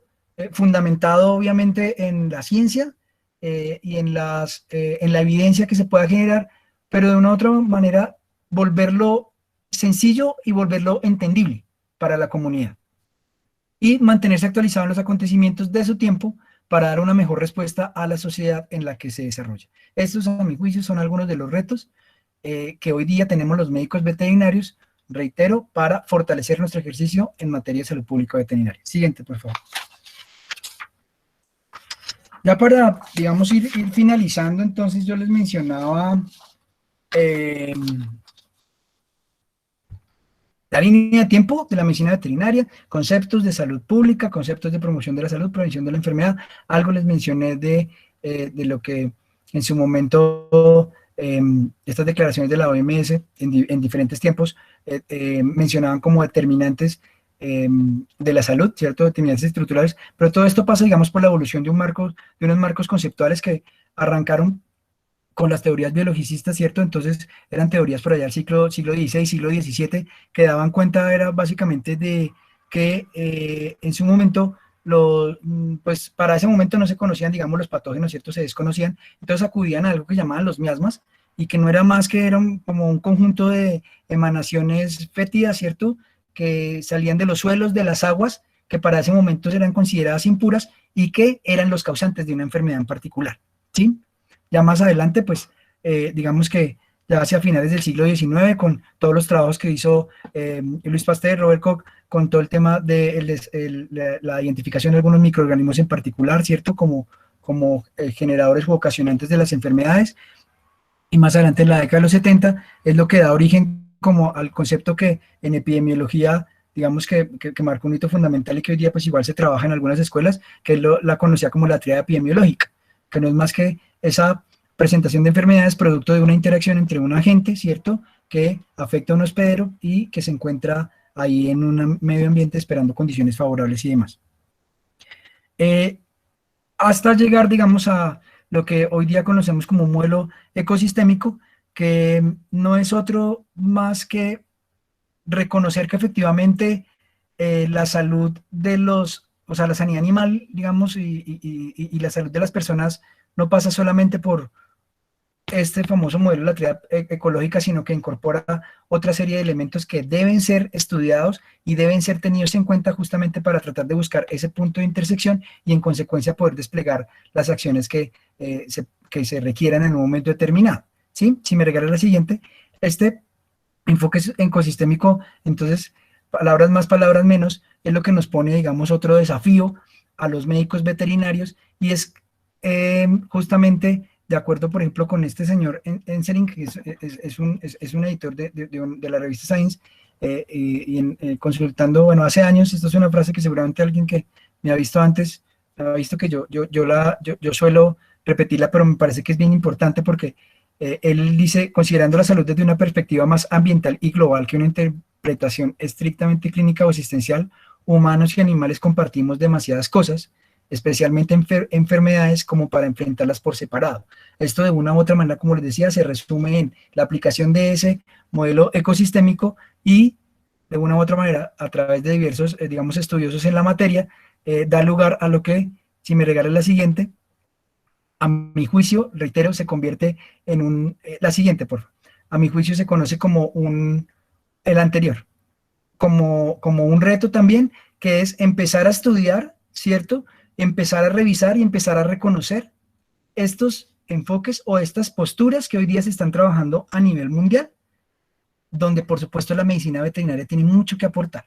Este enfoque, por ejemplo, o esta postura como denominada como una sola salud, One Health, es bien importante porque, ya les decía, incorpora elementos de la salud humana, la salud animal y el medio ambiente, ¿cierto? Y empieza a mirar o a revisar cómo hay diversas situaciones, como algunas ya las hemos visto en diapositivas anteriores. Dentro de eso están los determinantes sociales, los movimientos de la población, el cambio climático, la contaminación del agua, todo el tema de la deforestación, ¿cierto?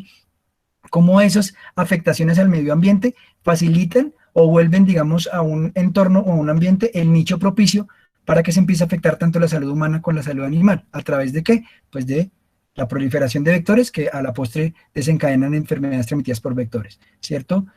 Problemas de índole sanitario, especialmente en producciones pecuarias que no implementan de una u otra manera medidas sanitarias o no implementan medidas de bienestar animal óptimas, ¿sí? Y que van a terminar generando inconvenientes en la salud humana, afectando como la dieta, ya les decía. Entonces, pues como personas no vamos a poder, digamos, recibir una alimentación no solamente en condiciones óptimas, porque pues pasa por el tema de la inocuidad, sino el tema de la seguridad alimentaria, porque si se afectan las producciones, digamos, de animales, ¿cierto? Animales destinados para el consumo, pues eso va a afectar la seguridad alimentaria de un país. Y por supuesto pasa, y es un tema que recientemente se viene trabajando mucho y que está generando, bueno, recientemente ha generado bastantes inquietudes, pero que de años atrás se sabe, ese tema de un uso indiscriminado de antibióticos y otros antimicrobianos que derivan en problemas de resistencia bacteriana que nos está afectando como seres humanos, especialmente cuando no guardamos tiempos de retiro o cuando empleamos sustancias no recomendadas o no sugeridas por un profesional de medicina veterinaria. La siguiente, por favor. Y otra de estas posturas y otro de estos enfoques es el de One Welfare o el de un bienestar. que es una postura, digamos, complementaria a la de una salud, en el sentido en que empieza a reconocer también que estas situaciones que afectan el bienestar de los animales también afectan el bienestar de las personas y por ende terminan afectando el bienestar del ambiente. Entonces, es bien interesante porque los trabajos que se han venido haciendo al respecto empiezan a mirar, por ejemplo, cómo estas situaciones donde se presentan abusos de animales, abusos que se pueden dar, entre otras cosas, cuando hay una producción pecuaria en condiciones pésimas y sin ningún tipo de asistencia técnica ni asesoría, ¿sí? Entonces, cuando se tienen animales simplemente allá en un potrero botados y que se recogen solamente cuando van para el camión y van para la planta de beneficio, ¿sí? O sencillamente animales que se tienen en nuestro medio, pero que realmente no somos conscientes de una u otra manera de esas necesidades que ellos demandan y ellos requieren. Entonces, este es otro enfoque, digamos, que a mi juicio nos pone un desafío bien interesante que hay que también estudiar, hay que empezar a incluir e involucrar de una u otra manera el asunto del bienestar animal, porque ya les decía, tanto la salud, tanto la sanidad animal como el bienestar animal son importantes. Uno no podría conseguir bienestar animal sin sanidad animal.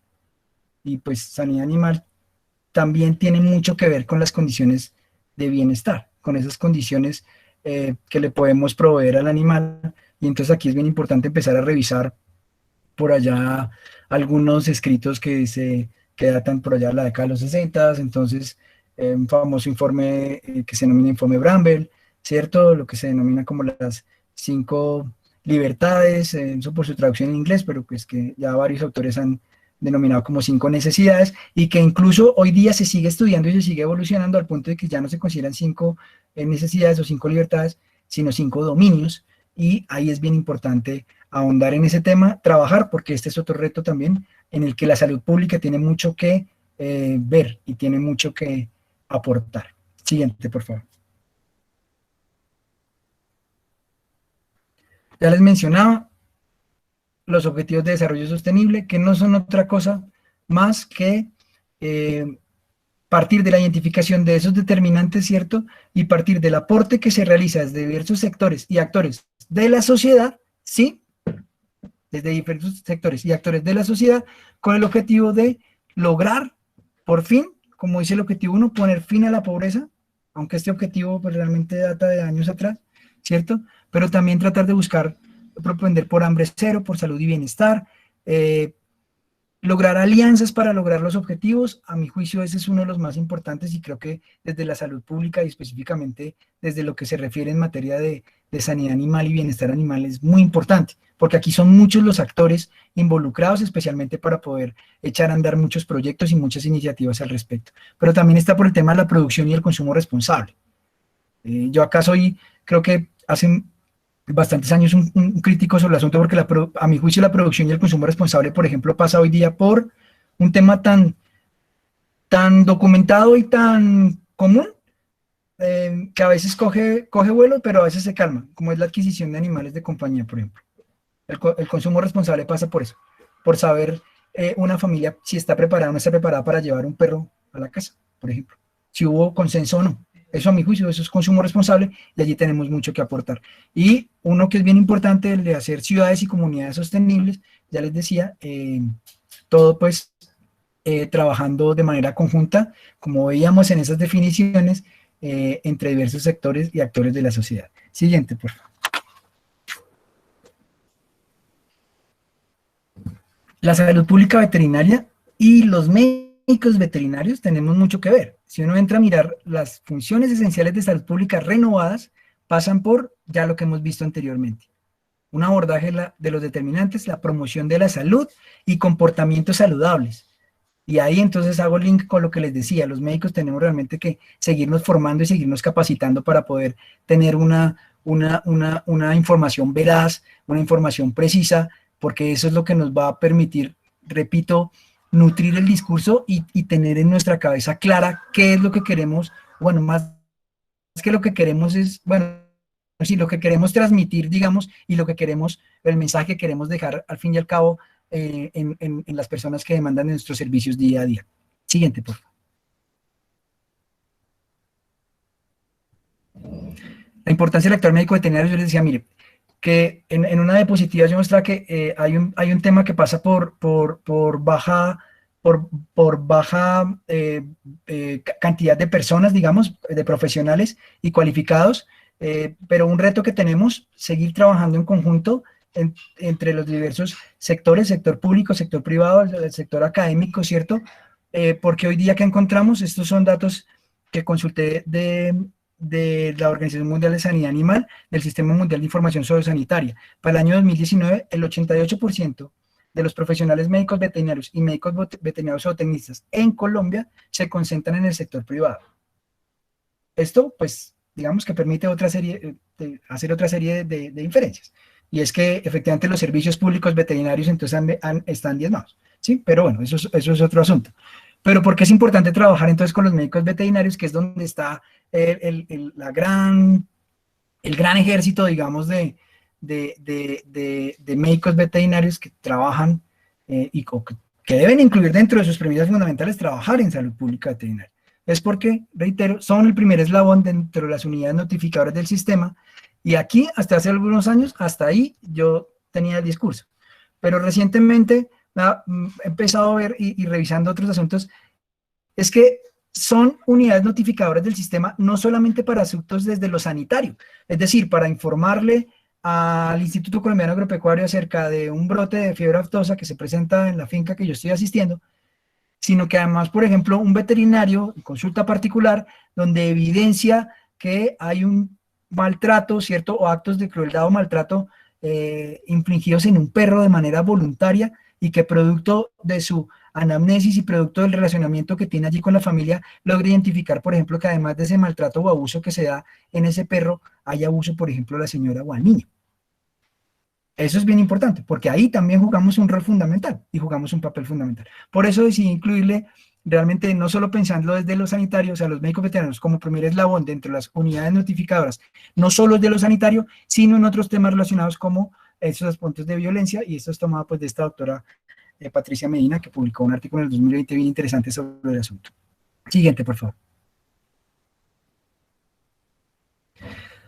La legislación, pues es importante conocerla también. Acá voy a pasar un poco rápido porque creo que ya llevamos siempre hora y media, pero es importante que lo conozcamos. A nivel internacional que tenemos un código sanitario para los animales terrestres, también hay uno para los animales acuáticos. Acá, grosso modo, simplemente quise traer como ejemplo las responsabilidades y competencias de los veterinarios del sector privado, por ejemplo. Lo menciona, digamos, esta legislación de índole sanitario, que es de aplicación en los países que hacemos parte, digamos, de esta organización.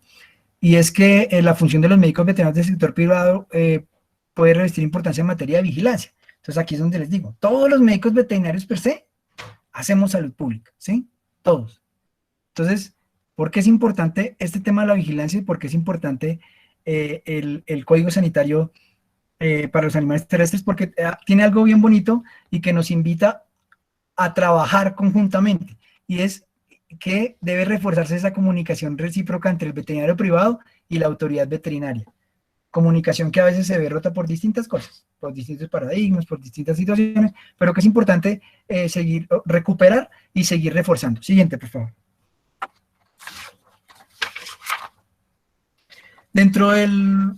A nivel nacional, digamos que el marco normativo es bastante amplio. Aquí solamente hay algunas. Está el Código Sanitario Nacional, que data del año 79, ¿cierto? Con su decreto reglamentario, que es el 780, específicamente dentro de ese hay un ítem que es el que reglamenta esa ley novena en lo que se refiere a la prevención, vigilancia, control e investigación en materia de zoonosis. Y lo importante dentro de la legislación sanitaria vigente, dentro de este decreto 780, que es el reglamentario de la ley novena del 79, nuestro Código Sanitario Nacional, en el artículo 16, suministro de información sobre zoonosis es obligatorio para todas las personas naturales o jurídicas residentes o establecidas en el territorio nacional. Es muy importante. Y ya dentro del punto de vista, digamos, del ejercicio de la medicina veterinaria y la zootecnia en el país, pues tenemos nuestro Código de Ética, ¿cierto? Que la ley 576 también tiene un artículo que hace alusión a este tema y que es contrario a la ética profesional guardar reservas sobre situaciones atentatorias del bien común y el interés general. Y entonces acá uno entra a preguntarse si yo llego a identificar un agente que potencialmente puede ser zoonótico y no lo digo o no lo menciono, además de transgredir la legislación sanitaria, eventualmente podría estar infringiendo mi código de ética, ¿sí? La ley 84 y la ley 1774, digamos que la ley 84 es el Estatuto Nacional de Protección y Bienestar Animal, la ley 1774 de una u otra manera modifica algunos aspectos de la ley 84, pero además modifica el Código Civil, y entonces aquí a los animales como tal ya se les deja de considerar como cosas y pasan a ser considerados como seres sintientes, ¿cierto? Con base en toda la evidencia que de ello ha entregado la ciencia del bienestar animal, ¿cierto? Se modifica el Código Penal y entonces se incluye dentro de ese Código de Procedimiento Penal algunas situaciones que además de ser consideradas como maltrato, potencialmente podrían llegar a constituirse como delito y en consecuencia poder tener un castigo acorde. Y la ley 1801, que es el Código Nacional de Policía y Convivencia, que fue modificado recientemente por la ley 2054, sugiero leer porque, por ejemplo, en la ley 1801 se seguía hablando de los perros potencialmente peligrosos, la ley 2054 ya les cambió, ¿cierto?, como de manejo especial, pero además la ley 2054, por ejemplo, incluye unos aspectos y pone un reto bien interesante sobre todas las administraciones municipales y departamentales, en el sentido de que tienen que construir, ¿cierto? O disponer, más bien, de lugares que en el marco de esta ley se deben denominar centros de bienestar.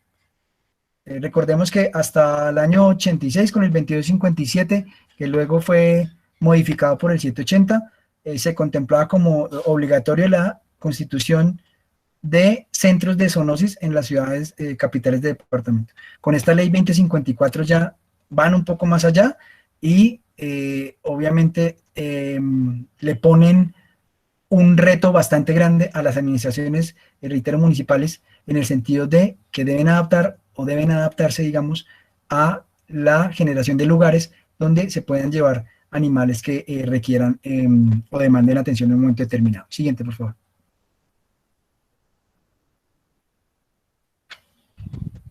Este marco de actuación, ya estoy finalizando, me parece importante porque nuestro marco de actuación en materia de medicina veterinaria y zootecnia en el país, pues está dado por la ley 576.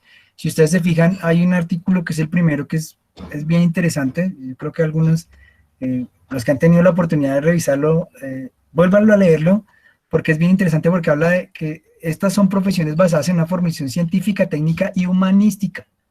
Ello nos da una connotación y un perfil social. Nosotros no solamente somos un perfil asistencial, tenemos realmente mucho que aportar y por eso el fortalecer esas habilidades comunicativas y de relacionamiento con otros sectores, otros actores y con la sociedad en su conjunto, ¿sí? Tienen como fin promover una mejor calidad de vida para el hombre, ¿sí? Que esto hace link con lo que al fin y al cabo es el objetivo de la salud pública veterinaria, mediante la conservación de la salud animal, la protección de la salud pública y la protección del medio ambiente. Y en el artículo 9, donde específicamente está el juramento, ¿cierto?, cuando todos estamos ahí pues a la espera de que nos confieran ese título tan anhelado después de 5 o 6 años de esfuerzos, trasnochos, ¿cierto? Entonces todos los que hemos pasado por allí hemos tenido la oportunidad de refrendar este juramento. Menciona que dentro de sus apartes bien interesantes está que protegeré al hombre de las enfermedades que los animales pueden transmitir y emplearé técnicas necesarias para obtener de los animales alimentos que los beneficien. ¿Sí? Y lo más importante es respetando ecosistemas y evitando riesgos secundarios para la sociedad y su hábitat, ¿cierto? Mediante la adaptación de prácticas y tecnologías limpias, defendiendo la vida en todas sus expresiones. Esto le da nuevamente una connotación humanística y social al ejercicio de esta noble, hermosa y bella profesión. Y finalmente, quería dejarlo acá con que la función principal de nuestra profesión es el animal, ¿sí? Pero eso debe estar todo enmarcado dentro de un trato humanitario que implica el respeto por todos los seres vivos de la naturaleza. Si me regala la siguiente, Fer, creo que esa era la última. con esto quería terminar. Bueno, estas son ya, digamos, como conclusiones generales. Me voy a remitir simplemente a la última, porque ustedes se fijan, ya después de revisar todo este trayecto que ha tenido Salud Pública Veterinaria, es bien importante rescatar, por ejemplo, este pronunciamiento que se hizo en el Encuentro Internacional de Salud Pública en Brasil en el año 2009, y definitivamente esto coincide y esto reafirma ese desafío que tenemos como médicos veterinarios, el de estudiar e incorporar estos enfoques o estas apuestas como la de una salud, ¿cierto? Como la de un bienestar, y es que sencillamente no puede haber salud humana si no hay salud animal, y ambas no pueden existir si el ambiente no es saludable, si está deteriorado, si no es sustentable. Básicamente, ¿por qué? Porque la propia OPS ha mencionado en pronunciamientos en diversas ocasiones que las zoonosis deben reconocerse y abordarse como problemas de carácter social, económico y sanitario, con una particularidad, y es que son simultáneos. Es decir, cuando entra un problema sanitario, inmediatamente se va a afectar lo social y se va a afectar lo económico. Lo estamos viendo con el SARS-CoV-2, ¿sí? Por lo tanto, ratificado también por la OPS, este tipo de enfermedades o de eventos, ¿cierto?, deben ser abordados desde otra forma. Por eso el desafío de conocer, estudiar y poner en práctica realmente estos postulados que están puestos en estas estrategias de una salud y un bienestar. Esto que me pareció bien interesante es que esa organización colegial veterinaria española, por ejemplo, hizo este pronunciamiento este año, y es que estaba instando al Ministerio de Sanidad en España el acceso a las especialidades y la creación del médico veterinario en salud pública. Hoy día, pues, contamos con la fortuna de que en el país ya hay una especialidad en salud pública veterinaria, y que para algunos consideran, por ejemplo, que estudiar salud pública veterinaria o epidemiología veterinaria restringe su campo de acción, y por el contrario, yo creo que eso hace que nos especialicemos mucho más realmente en lo que nos interesa, y más que en lo que nos interesa realmente es en lo que podemos poner en práctica. Yo personalmente, yo soy especialista en epidemiología veterinaria, y eso nunca me ha restringido el ejercer cargos como profesional especializado, aún sabiendo, digamos, que por regla general en muchas entidades de salud vienes profesional especializado en epidemiología, pero igual sabemos que la epidemiología tiene distintos matices. Una de ellas es la epidemiología veterinaria, hay mucho que aportar, por eso realmente la invitación es a revisar y mirar, y como les digo, para el caso en Colombia, contamos ya con formación en salud pública veterinaria, en epidemiología veterinaria, en bienestar animal y en etología, y en algunos casos incluso a nivel de maestría. Entonces la invitación es a seguirnos formando, a seguir capacitándonos. Siguiente, porfa.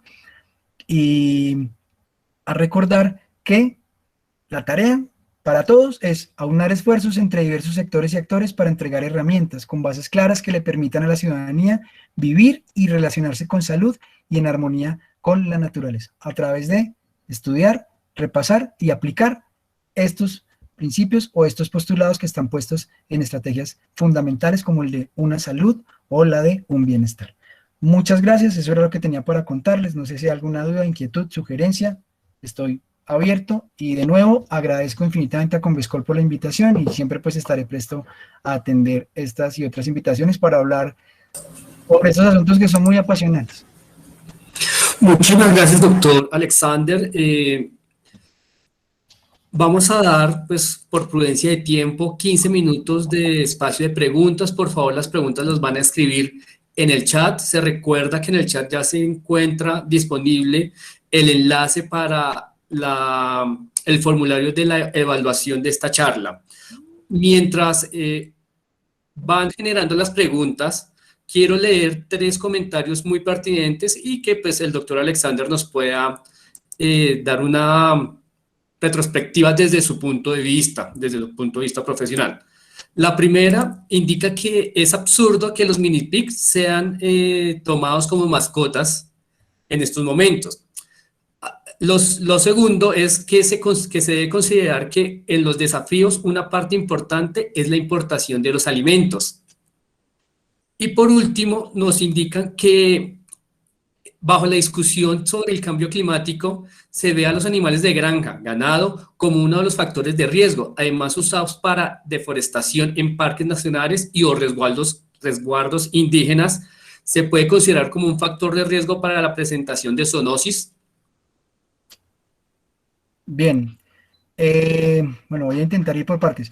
Con lo del mini pig, creo que pues mi postura fue lo suficientemente clara, no solamente con los mini pigs, sino definitivamente con aquellos animales que las personas insisten en adaptar como animales de compañía cuando en estricto sentido no lo son. En estricto sentido no lo son, van a demandar una serie de cuidados, van a requerir una serie de necesidades completamente diferentes y que en ocasiones las personas no les pueden proveer en las situaciones en las que actualmente viven, ¿sí? Apartamentos de 50, 60, 70, así sea un apartamento de 120 con 200 metros de terraza, pues dígame si un animal de estos va a poder osar, por ejemplo, siendo una conducta usual en esos animales. Creo que no. Respecto a lo de la ganadería extensiva y demás como un factor de riesgo, sí, o sea, de hecho, creo que parte de los problemas que han ocasionado la presentación de eventos emergentes y reemergentes, de manera particular, por ejemplo, enfermedades transmitidas por vectores, e incluso la misma rabia, por ejemplo, en algunas comunidades, es que efectivamente el hombre en ese afán de expandirse, ¿cierto? Entonces llega y va talando y va corriendo esa frontera. Y esas fronteras en ocasiones son las que marcan, son las que nos van a marcar de una u otra manera ese nivel de riesgo. Es decir, en la medida en que nosotros intentamos o intentemos transgredir e ir mucho más allá de lo que la naturaleza nos provee, de una u otra manera la estamos desafiando. Y en consecuencia, pues vamos a pasar a ser uno más de los que integran dentro de esa cadena epidemiológica, ¿cierto? La presentación de este tipo de enfermedades. Muchísimas gracias, doctor Alexander. La siguiente pregunta hace relación de cómo es la interacción del COMPES 3550 del 2008 de salud ambiental versus o su relación con la salud pública veterinaria. Bueno, el COMPES 3550 es un documento bien interesante porque marca el derrotero en materia de política de salud ambiental a nivel nacional. Si bien el COMPES 3550, digamos que tenía como unos, o hacía énfasis en unos componentes, ¿cierto? Dentro de su estructura, sí contempla a la zoonosis, ¿cierto? Y contempla aspectos relacionados con la inocuidad de los alimentos como asuntos claves y relevantes a considerar dentro de la formulación de políticas de salud ambiental en los distintos territorios del país. Entonces, a mi juicio, es un documento que marcó, digamos, un hito fundamental y que le permitió, por ejemplo, como para el caso de Bogotá, ser un insumo fundamental para terminar a la postre generando la formulación de la política distrital de salud ambiental, que de una u otra manera recoge esos postulados, esas premisas o esos lineamientos de política a nivel nacional que están dados en ese COMPES 3550 y que sé que de una u otra manera también han servido de lineamientos para generar esa formulación de política de salud ambiental en otros territorios del país. Muchísimas gracias, doctor Alexander. Los invitamos a escribir sus preguntas. Aprovechemos este pequeño tiempo para pues poder hacer ese diálogo entre colegas, entre médicos veterinarios o tecnistas, los que quieran ahondar más el tema de la salud pública veterinaria, que es bastante interesante. Les recuerdo, por favor, el diligenciamiento del formulario de la evaluación de esta charla. Nos indica la doctora Piedad Ávila, pues que le da las gracias, doctor Alexander, por su presentación, una excelente presentación, y le da las gracias al Consejo Profesional por este espacio. Si tienen alguna otra pregunta, por favor, escribirla en estos momentos.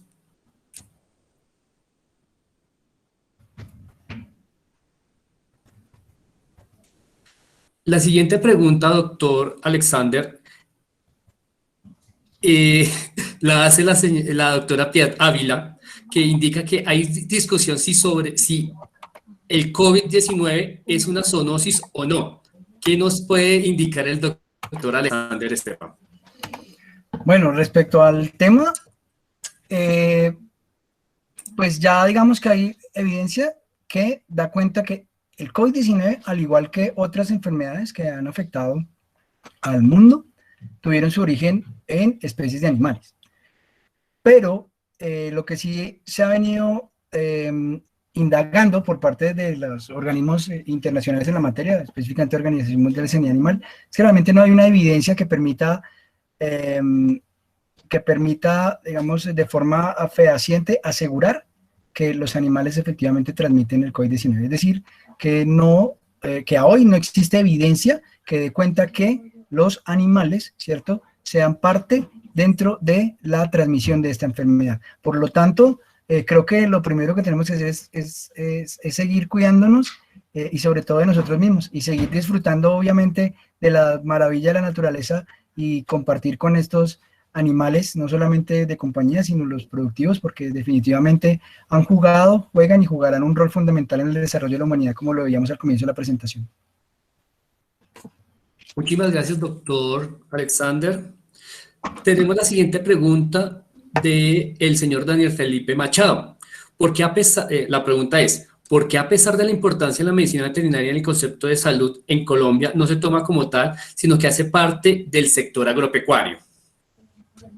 Bueno, realmente es un tema que, bueno, no sabría cómo responderle. Realmente pues son profesiones que hacen parte, digamos, de las que están adscritas al sector agropecuario. Sin embargo, algunas facultades, por ejemplo, en su momento, yo soy egresado de la Universidad de Ciencias Aplicadas y Ambientales, y cuando recibí mi título como médico veterinario, para ese momento, por ejemplo, la Facultad de Medicina Veterinaria, con la carrera de Medicina Veterinaria, estaba escrita, por ejemplo, en la Facultad de Ciencias de la Salud. Es decir, yo me gradué con enfermeras y con médicos en su momento, pero luego lo cambiaron. Realmente no tendría una razón precisa, pero no importa, digamos, dónde esté ni qué connotación tenga. Lo importante es que realmente nos vayamos con la conciencia de que todos como médicos veterinarios hacemos salud pública y todos como médicos veterinarios tenemos una labor y tenemos un objetivo primordial. Por eso, para finalizar la presentación, quería justamente acotarlo ahí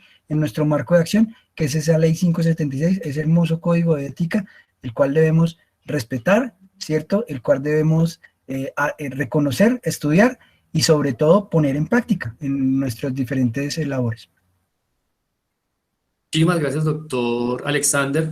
La siguiente pregunta hace relaciones: ¿cómo se puede fortalecer la salud pública veterinaria en los municipios? Ya que es un tema que para los alcaldes no lo ven tan prioritario. Bueno, hay que recordar, igual que la salud pública veterinaria, pues bueno, el manejo y control de zoonosis, ¿cierto? El manejo y control de alimentos son líneas fundamentales dentro de todos los programas de salud pública a nivel territorial.